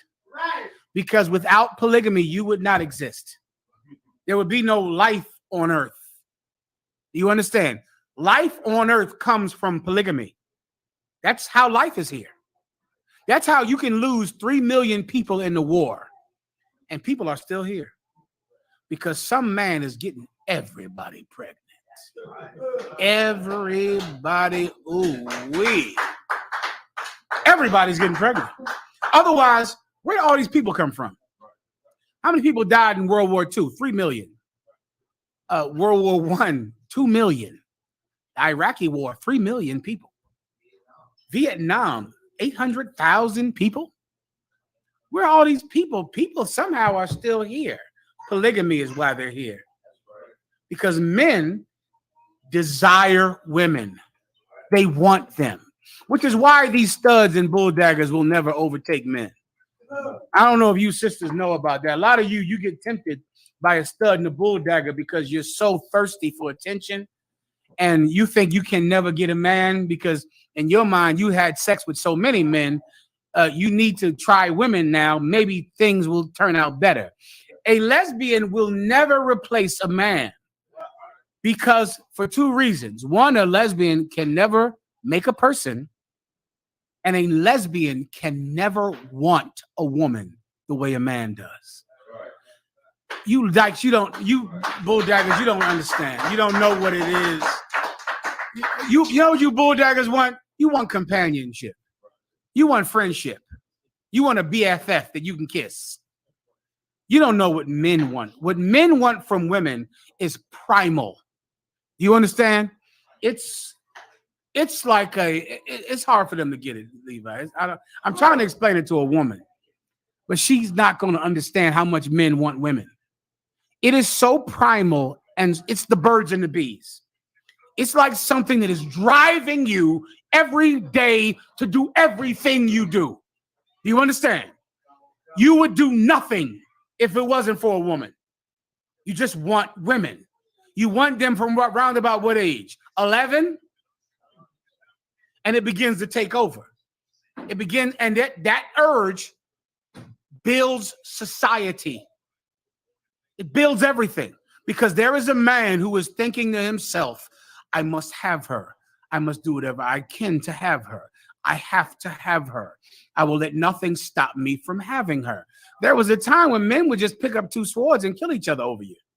That's just that. They would just say, we're fighting to the death over her like two lions. We're going to kill each other. And at the end of this, we will get her. Well, that built society. That's where society comes from. And a bulldagger can't have that. She doesn't have sperm or testosterone. She doesn't know what that urge is that desires women that intensely.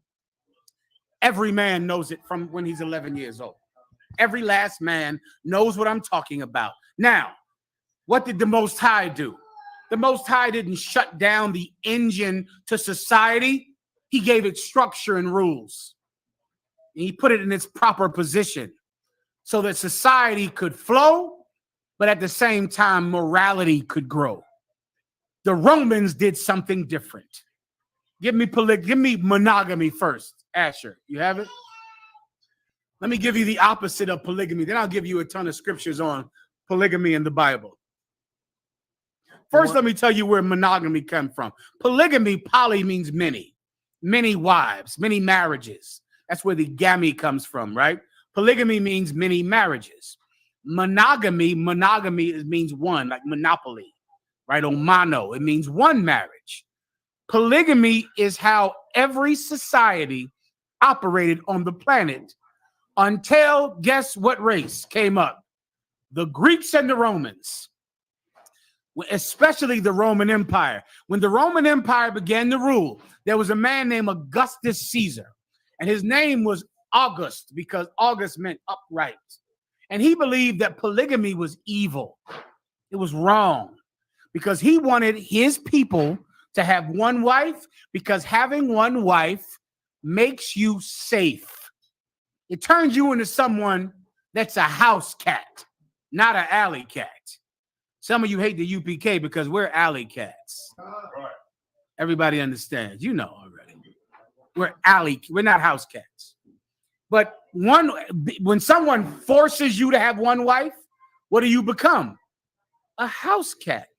And you're just in the house every day, home by 5, making sure she never thinks You're cheating on her, and it makes you less of a threat to the state. It takes away your desire to rebel because it makes you a family man. When a man who has more than one wife, he'll rebel against the state. He's a conqueror. He wants to take. He's hungry. Do you understand? He has a hunger. When some old purple alley cat, he's home every day by 5, presenting you his phone for your inspection.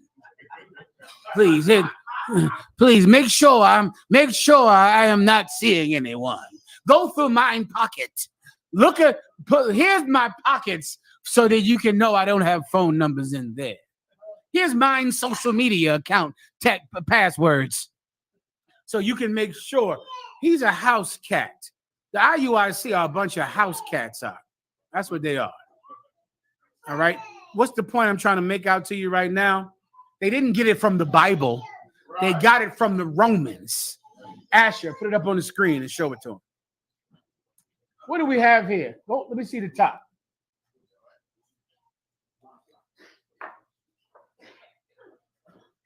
Marriage in ancient Rome. Here we go. Marriage in ancient Rome.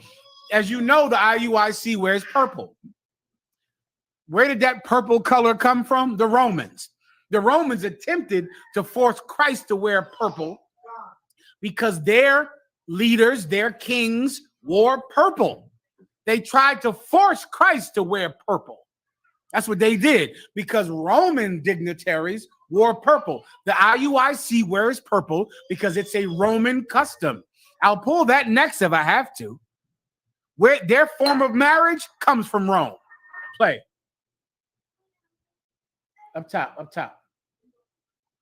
Go ahead. Marriage in ancient Rome was a fundamental institution of society and was used by Romans primarily as a tool for interfamilial alliances. Meaning what? They use marriage like treaties between two people. So, I wanted to join her family, so I signed a contract with her, which made me now an ally of her family. So her family did not want me to sign another contract because it would lessen their agreement. So the only way we could agree is if my daughter was your only wife, which made my daughter your heir to all of your money. And Romans use marriage like a contract, which is what it has become in America and Great Britain and France. Marriage has nothing to do with love, nothing to do with fidelity, nothing to do with commitment. Marriage is about the contract. Marriage is about who gets your money, who has the say when you're sick. Marriage is about the contract, but marriage has nothing to do with love. Some of you stupid bitches out there, you think that a marriage license means he loves you until you get sisters, let the sisters answer. Hey. Until you get a what? You think marriage license means love until you get a divorce. Do you know by the time in 1960, 1970, 30% of marriages had divorce. By 1969, 70% of marriages were ended in divorce. By 1969. The minute everyone realized they could get a divorce, everyone got one. Everyone got one. The divorce rate was low when the Catholics didn't let you get divorced. But the minute the Catholics said you can go ahead and get one, everybody got one. No one wanted to stay with each other the rest of their lives. If you want to know why marriages fell apart, people stopped being forced to stay together. Which tells you what about marriage? They were only together because of the contract. They didn't want to be with each other. And the minute the church and the state said you can get a divorce in 1969, 70% of marriages ended in divorce to this day. To this day. Why? Because all of it was just the Roman concept of marriage. Put it back up on the screen. Yes, sir. Roman marriage was a monogamous institution. It was a what? Monogamous institution. Read it from the Roman. Roman marriage was a monogamous institution. Read it again. Roman marriage was a monogamous institution. That's where you get that from, that monogamy. You get it from the Romans, which is where you get the wearing purple from. The Romans. Keep going. Concern. Roman citizens could have only one spouse at a time. At a what? One spouse at a time. At a what? At a time. At a time. Back in Rome. Only one spouse at a time. Keep going. But allowed divorce and remarriage. What did the Romans allow? Divorce and remarriage. Are you allowed to divorce your wife in the IUIC? Who knows? Anybody know for a fact? If I may, if she leaves what they call the truth or their congregation, you are supposed to divorce her. Yeah. Yeah. The She's an unbeliever. IUIC believes in divorce because Romans believed in divorce. They believe in that. So the same way you can go they force you to get a marriage license saying we're married, they're going to force you to get a divorce decree also about you. And what's so interesting, because I just realized this, is that you find so many videos of sisters saying, my husband left me and divorced me because I left the IUIC. And I find it very funny and strange because we're talking about divorce rates. It's usually the women that initiate. But in this group, purple group, it seems that the men are the ones doing the women's job. Well, I can explain that to you. In the IUIC, they don't like girls. And you give me any group that pushes monogamy or forced monogamy, they don't like girls. Ask your Catholic priests who say you can't have any wife at all. They're queer. The IUIC is queer. They don't like girls. But in the UPK, sisters, clap your hands because we love girls. That's right. Ooh-wee. Ooh-wee, do we love them. Like the multiverse of madness. We love them. Can't get enough of them like potato chips. Can't get enough. One is just really not enough.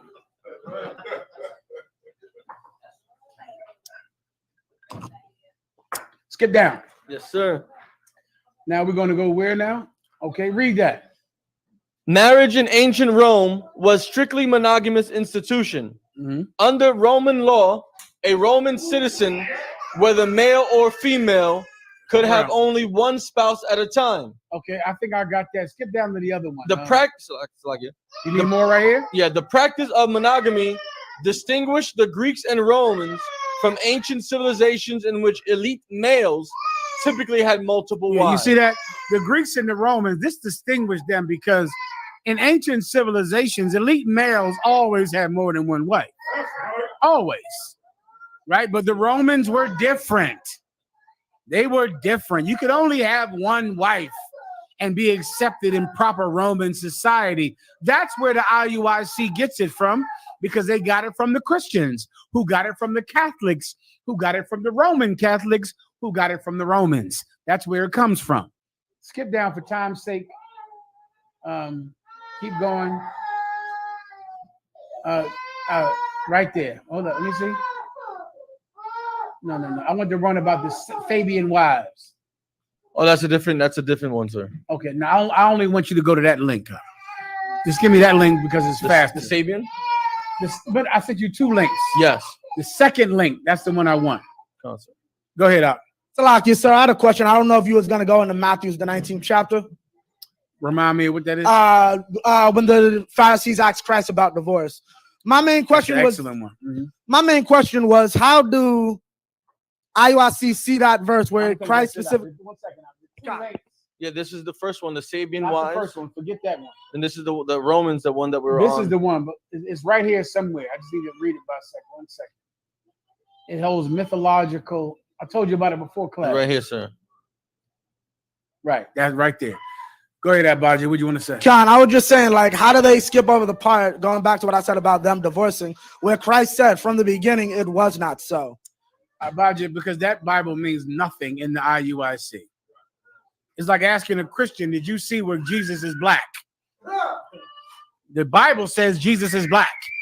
But yet every Christian has a white Jesus in their church. Why? Why? Because they could care less about that Bible. Everyone understand. Get a young brother one more dollar up front. All right. Where's the other little one at? I ain't seen him. He didn't run around all day. Where's he at? Give him one more, too. Give him one more. All right. The young brother behind him. You clap it up for him. He's sitting down there, too. All right. Let's go ahead. Go on, sir. Read that, please. Marriage had mythical precedents. It had what? Mythical precedents. I'm about to explain to you where monogamy comes from in Rome. This is it. This story is the birth, the tradition, the mythology behind monogamy. Keep going.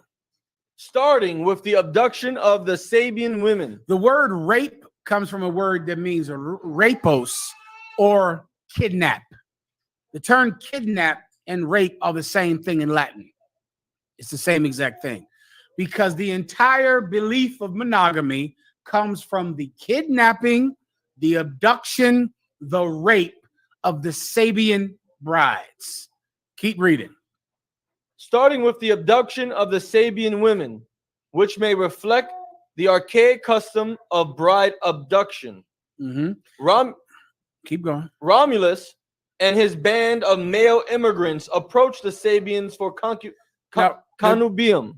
Connubium is like a concupiscence, means sex, which is what they're talking about. To be concupiscent means to sex. Romulus is who Rome is named after.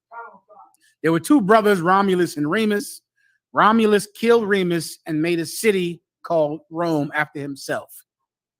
This city grew and grew and grew. They had 7 kings that ruled over the 7 hills of Rome. Then later on, Rome became a republic under one emperor, the most famous of which is Julius Caesar. All right. But a long time ago, there used to be a monarchy and they had a king. Their first king was Romulus. Now, Romulus was an immigrant living in Sabia, which is what the land of Rome was called before Romulus took it over. And he wanted to have sex with these women. Now, early marriage among white people was hitting you over the head with a stick. That was marriage. And you can go Google this with the Neanderthal man. They had a big stick, and that was how they got married. They hit a woman over the head, dragged her out the house, and she was his. And now the Romulans did this. They wanted to have sex with these girls, so they just raped them, because rape is the original form of marriage for white people. You go back to when they were hairy, when they were primal, they just raped the women. These early Romans did this with these Sabians. They just hit him over the head and took him. Abadia. I'm gonna say, well, since we're talking about fake Israelites, there was another group of fake Israelites that thought something similar. Yeah, GMS, they also believed in rape. They're gone now. Keep going. Back if they have a while you have a show. Who else believes in rape? The IUIC believe in rape. Can I get the video? I didn't give it to you, Asher. Somebody sent Asher the video about what's the name of the rape? Corrective rape. You see, these are Romans. They're like Romulus. The IUIC believes in corrective rape. They rape you now, you're theirs, and they sign a marriage license later. When you get it, Asher, play that. First, keep reading. The legal right to intermarriage from the Sabians. According to Livy, Romulus and his men abducted the Sabian maidens, but promised them an honorable marriage. Read that again. But promised them an honorable marriage. You see, after they raped them and kidnapped them, they said, listen, I know this looks bad, but I'm going to give you an honorable marriage. Keep going. But promised them an honorable marriage in which they would enjoy the benefits of property, citizenship, and children. You see that? That's where it comes from. After they raped these women, they had to make amends with their families because they raped them. So then they promised them property, money. And that is where monogamy comes from. It's a legal contract for money. Now you're their heir. Now you get this money. That's why you can go to court and get alimony. Because the entire thing is not about love.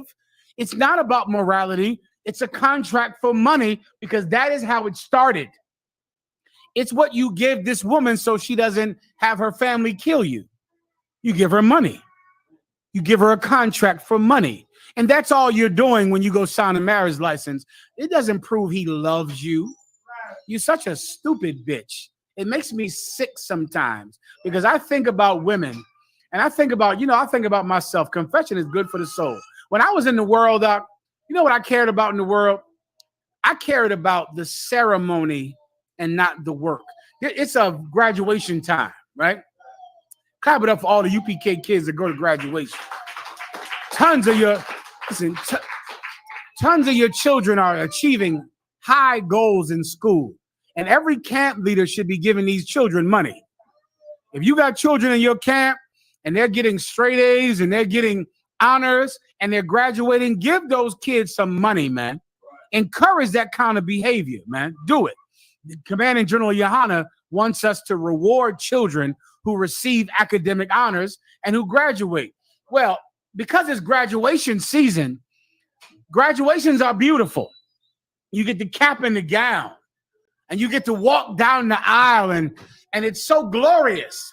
But a graduation is nothing without getting the grades. Getting the grades is the more important thing. The grades.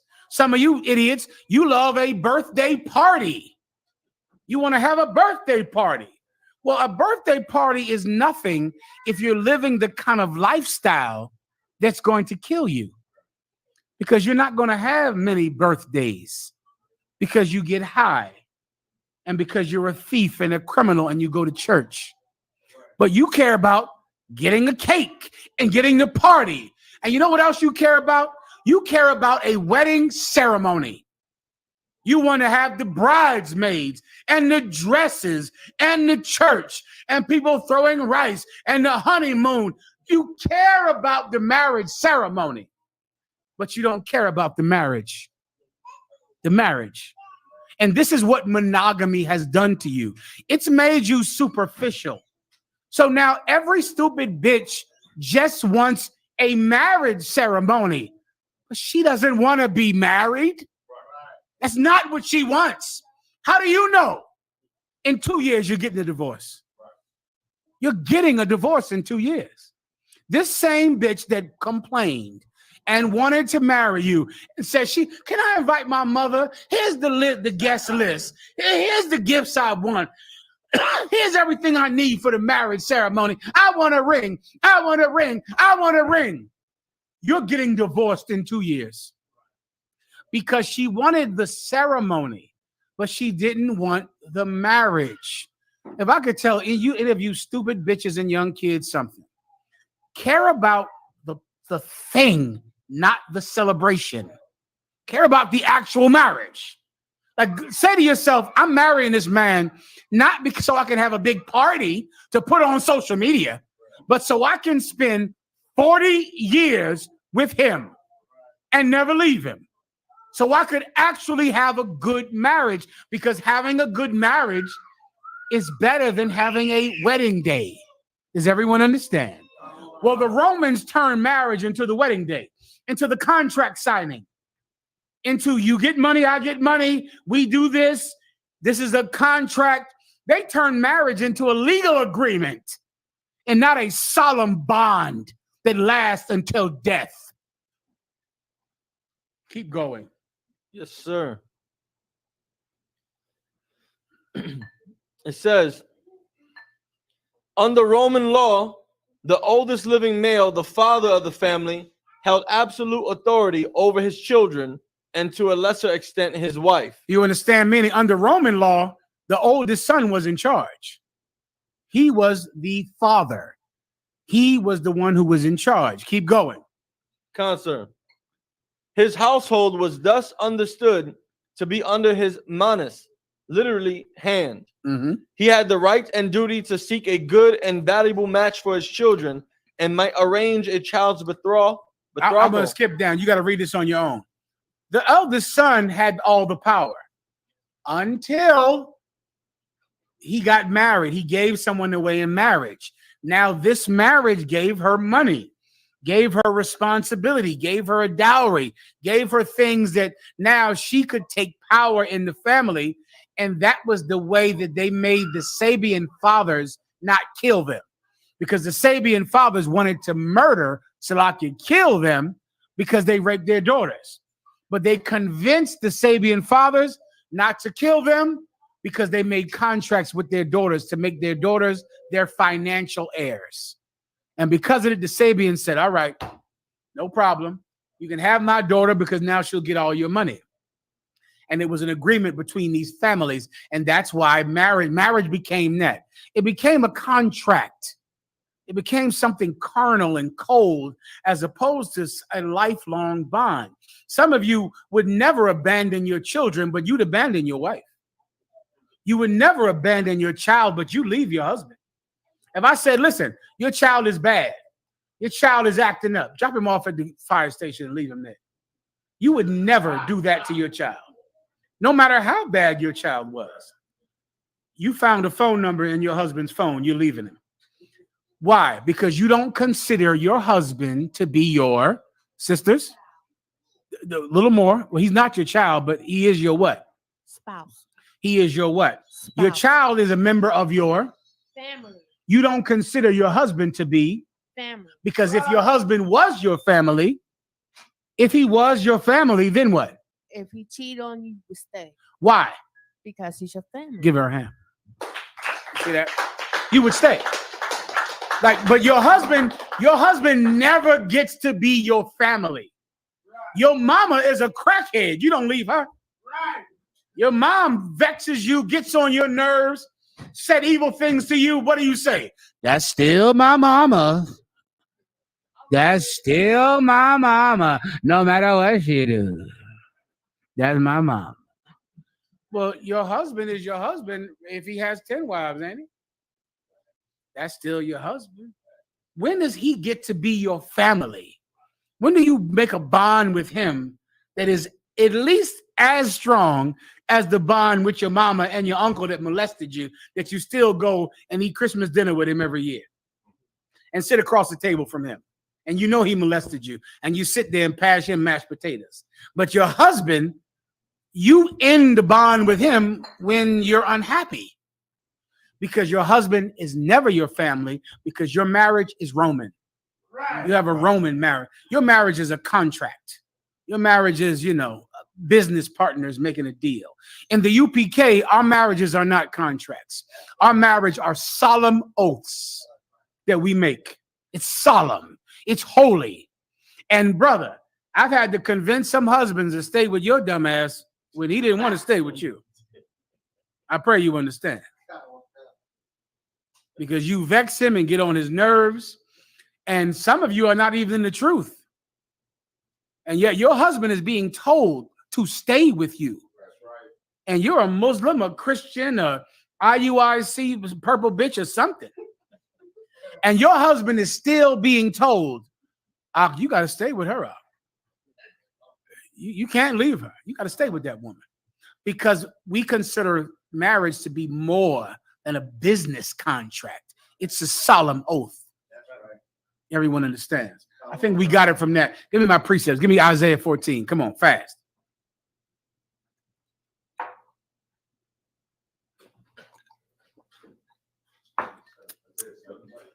I need my phone. Give me the precept. What Paul said. It's in the New Testament.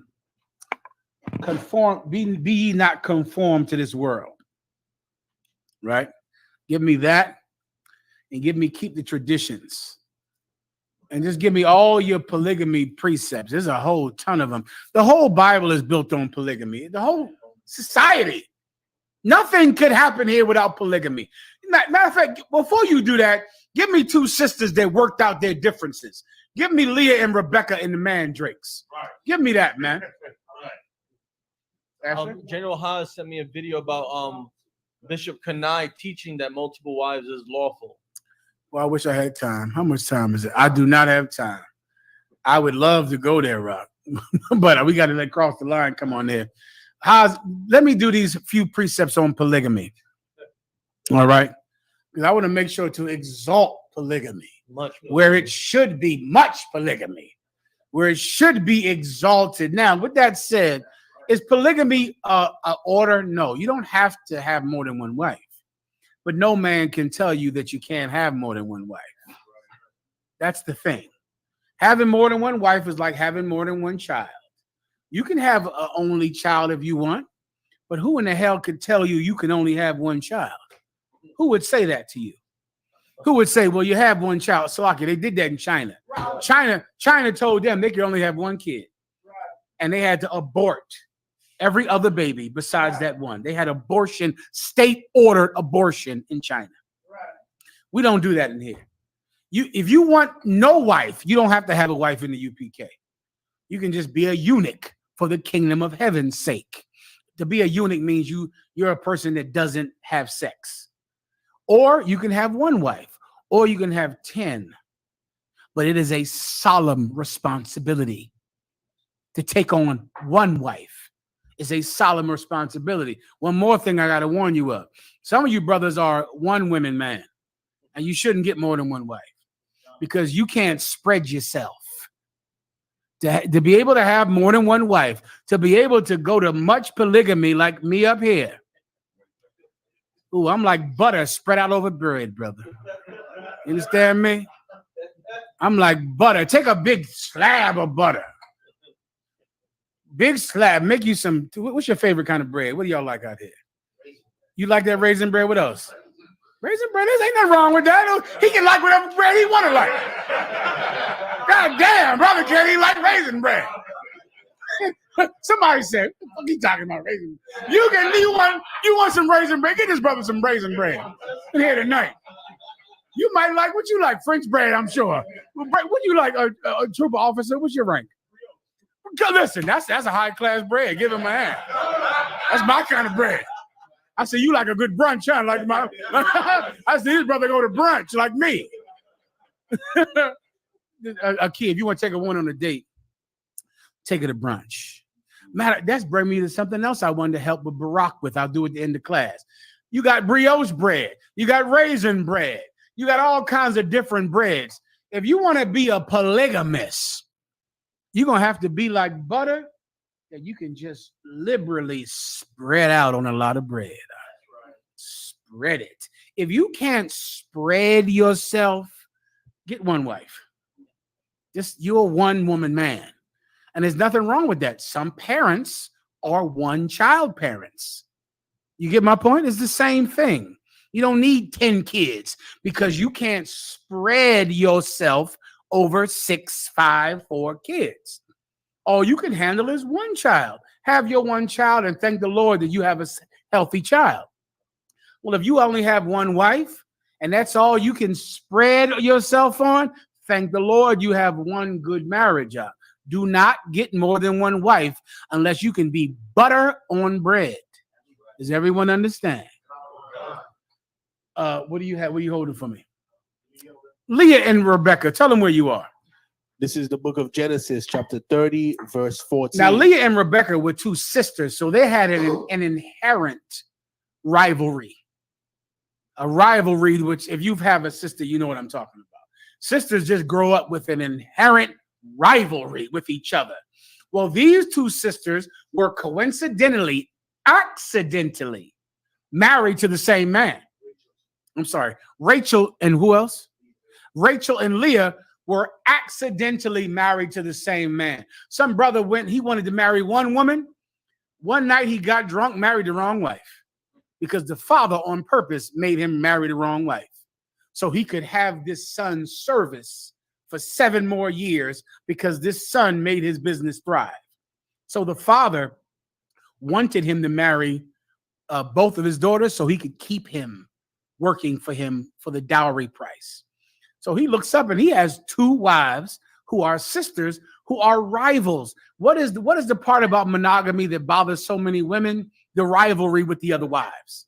Like the rivalry drives some of you crazy, which is why I always tell brothers, like, if you want to pick a wife, it's better to pick a confident wife. A wife who has confidence. A wife who has low self-esteem can't take the rivalry because already she has low self-esteem. Already she's too ugly, too fat, too skinny, too short, too poor. And so because of that, when you get another wife, she will consider it belittling because already her self-esteem is fragile. When a more confident woman who knows that what she provides is good, that's in Proverbs 34, 31 and 10. She knows that what she provides to you is good.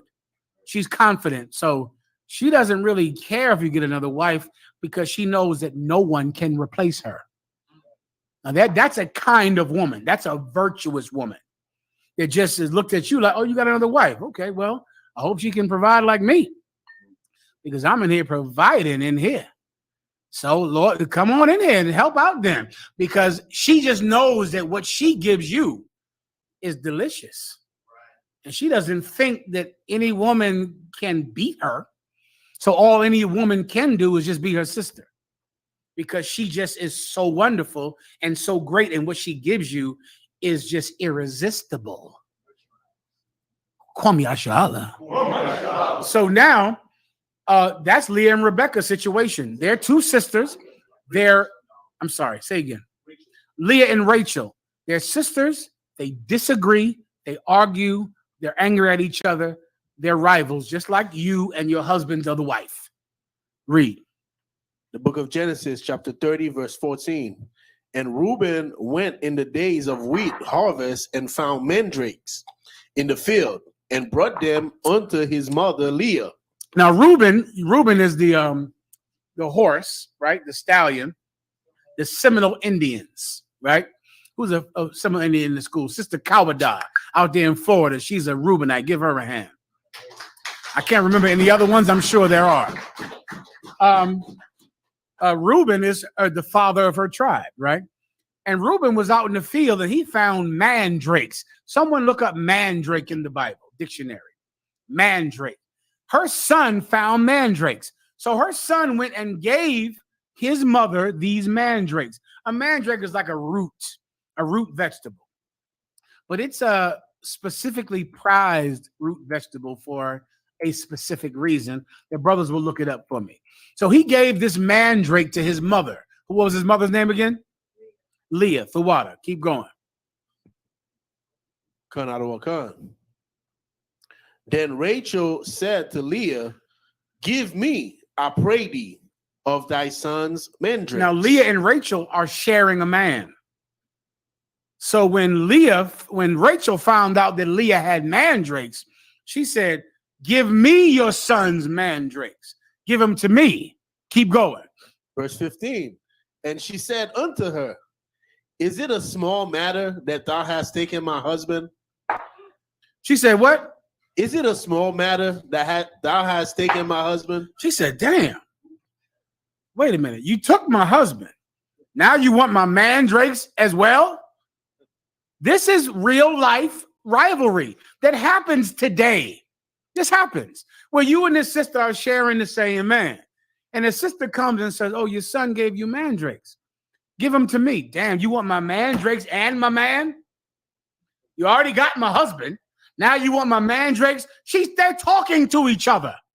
Do you understand? This can happen where two sisters can share the same man and they can communicate. They can talk. I would like to have your mandrakes. I'm coming to you, asking you for your mandrakes that your son gave to you. Who looked up mandrakes for me yet? No one else. Trooper, you got it? Yeah, it's kind of a long definition, but you know what I need. Part, it says Rachel, Slacker. Mandrakes were believed to be a stimulant to help with fertility and conception in barren women. That's what I need. Mandrakes were an aphrodisiac. Right. Mandrakes made that penis work. That's the point. Some of you buying all kinds like Viagra, right? Or Cialis, right? Mandrakes worked on a penis to make a penis one west. That's what it did. Some of y'all purple women, you don't know. These brothers in here, these penises working here. Bro. That's right. Ooh, they working. They working overtime. They're working a double shift. These penises in here don't take a day off ever. You say penis, you want to go on vacation? I'm good. I'm straight. I'll show up. I'm gonna be. I'll see you tomorrow. Penis, you want to retire? No, I'm gonna keep going. I'm gonna keep on going until the wheels fall off of this thing here. Give that penis a hand. That penis works in here, brother.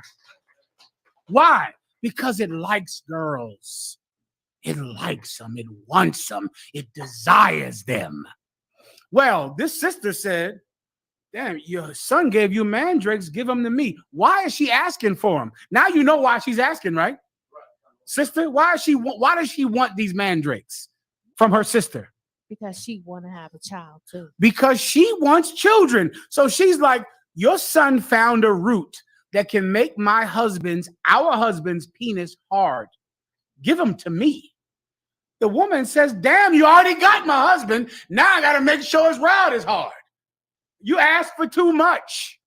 That is what we're reading about right now, which is what I want you to focus in on. This is the negotiation between two sisters. They're negotiating. You found something to make sure I can get pregnant. Your son found that he gave it to you. I want to get pregnant. Can I have your mandrake? Damn, but you already have my husband. Now I got to make sure you two have good sex. That's what you want me to do now? Let's read her response. Keep going. And wouldest thou take away my son's mandrakes also? So now you got my husband. Now you're going to take my son's natural Viagra? You're going to do that now? Go ahead. And Rachel said, therefore he shall lie with thee tonight for thy son's mandrakes. You know what, sis? You're right. This is civilized. This is civilized behavior. This is not cutting her tires and punching her in the face and going on social media to talk about her. This is two sisters. They both have agendas. They both have goals. They both want that penis. So now one of them says, I would like your mandrakes because I want my husband's penis to be at peak performance so he can get me pregnant. The other one says, damn, you already got my husband. Now I got to give you my mandrakes also. You're right, sis. So this is what I'll trade for you. He'll be with you tonight. He'll have sex with you tonight. I'll give up my night because tonight is my night. Those of you sisters who share a husband, you know that eventually, if you're civilized, you get a schedule. Right? A schedule is what civilized polygamous marriages do. You get Tuesday. Tuesday is when your world gets rocked. Or Saturday is when you go into the multiverse of madness. But imagine the sister says, well, wait a minute now. I need a little Viagra for my situation over here because I need to get pregnant now. And the sister goes, damn, but you got everything else from me. All right, you're right. Take my night. You can take my night. How civilized is this? That's right. This is not world star hip hop or the Hollywood. What's the bitches that be on TV fighting, throwing drinks in each other's face? Housewives. The housewives of Atlanta. This is not that. This is two sisters that share the same man, know that they both want this man, and they trade. They trade with each other. How civilized is that compared to modern society? This is civilized, and it's thousands of years ago. Fine. Read that last part again. Con out of one con. Therefore, he shall lie with thee tonight. He'll lie with me. He'll lie with me. With thee. He'll lie with me. With he will lie with you tonight. You can have him tonight. Keep going. For thy son's mandrakes. That's my deal. You give me those mandrakes, you get tonight with him. Keep going. Verse 16. And Jacob came out of the field in the evening, and Leah went out to meet him and said, thou must come in unto me. Jacob come from work like, all right, let me go to Rachel. What? I ain't going to Rachel tonight. He wasn't even involved in the negotiation. He was not involved. He found out after it happened. Now imagine today, when you look at back in the day, like women had no power. These women decided who had sex this night. They decided, not him. They had the power. These women decided who had sex this night, not the man. He came home expecting to go with Rachel. And then Leah said, no, blah, blah, blah, blah. You with me tonight. I worked it out with your other wife. I guess I got it. Shalom. I guess this is how it works. I must serve when called upon. He went and did it. Is this some weak woman? What is weak about her? Is she some stupid woman that's letting her husband cheat on her? This woman is strong. She's strong, but you don't value her because you value some bitch that's been divorced 3 times. You value her.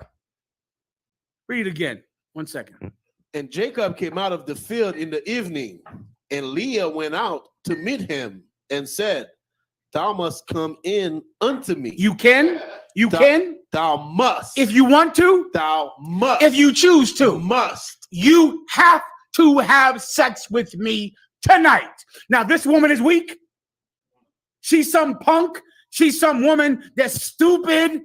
Like they want to say UPK women are dumb. Yeah, our women are like this sister right here. Listen, I'm telling you from experience. Sometimes I show up where I'm told. And I serve. I pray you understand. I serve.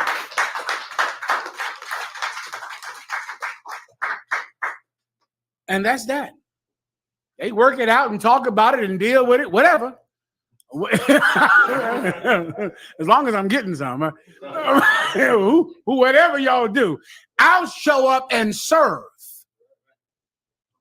Everybody understands. There's nothing weak about this. This is your culture.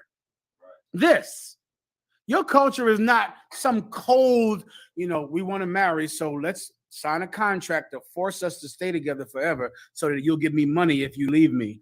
That is not our culture. That's white people's culture. Right. That's them. That's not how we operate. We're a sincere people. We're sincere. We're spiritual. White people have to have some piece of paper to force them to do the right thing. Your husband in the UPK will never leave you for the rest of your life with no paper, with no signature, nothing. What else do I need? Fast. I gotta move on. Yeah, the one I asked for about I forget what it was now. Go ahead. That one right there. Go ahead and read that. I got Romans 12 and 2, and also, sir, Mhm. I told Samuel's mom. Remind me. Samuel's mother, his father had another wife who was evil towards her. Then she had to go to the priest. Go ahead, read after this precept. Read that. Go ahead. You want the Romans? Yeah. Then I'm gonna end it with Christ with the 7 virgins or 10 virgins, whatever that was. There's Romans 12 and 2. And be not conformed to this world. That's what happened in the IUIC, the purple pigs. The purple pigs. I'm sorry. Read it one more time. There's Romans 12 and 2. And be not conformed to this world. The purple pigs have been conformed to this world. They've just decided to be Christians. But in the Bible, polygamy is allowed in the Bible. The Bible says where there is no law, where the young brothers at? They're gone. They here, give them some more money. Oh, they gone. So like, you thought exactly get these brothers grown men. You know what? Give that to the grown man. Here's you. That's you right there. You don't want that. Say that for next week. I'll leave it up here. I'm gonna start stacking some money at being all week. They probably driving y'all crazy every class. I'll stack some money up here, leave it up here every week for you from now on. All right. Who's the mom? The mama? Where's the mama at? Oh, she low. Goddamn. Well, she missed out. All right, go ahead. Keep reading. Verse 12. And be not conformed to this world, but be ye transformed by the renewing of your mind. That's what you have to do. You can't conform The IUIC conforms. They conform. It's important for them to congregate on these wicked, I'm fine, warrior, on these wicked holidays. They just conform to whatever the world does. You cannot serve God and conform to the world. You have to be transformed. You have to become someone different. The Romans say that monogamy is the only allowable marriage. You can't do that just because white people like it. You're going to have to go into your culture and choose what your culture has decided is right. And your culture does not exist without polygamy. These two sisters, after they traded these mandrakes, 3 more brothers of the 12 tribes were born. Right. We don't have these 12 tribes without polygamy. Right. Without a man having sex with a woman who was not the first woman that he had sex with. You just can't have a nation without it. Just do the math on it. A brother is going to have to spread himself over much bread. Come on. Mm-hmm. I have a question. Go ahead. How is it that a man can have 10 wives? Does he have to love all of them, or he could just love one and not the others? How many children do you have? I have 5. How is it that a woman could have 5 children? Does she only love her first child and not love the rest of them? How do you do that? Well, for me, Mm-hmm. I actually love them according to how they treat me. Do you only love one? All of them. You love all 5. All of them. You only love the first one. No, all of them. You only love the last one. All So of how do you find enough love in your heart to love 5 kids? All of them. How? Easy. It's a lot of love to go around. Exactly. Okay, got it. It's easy, right? Yeah.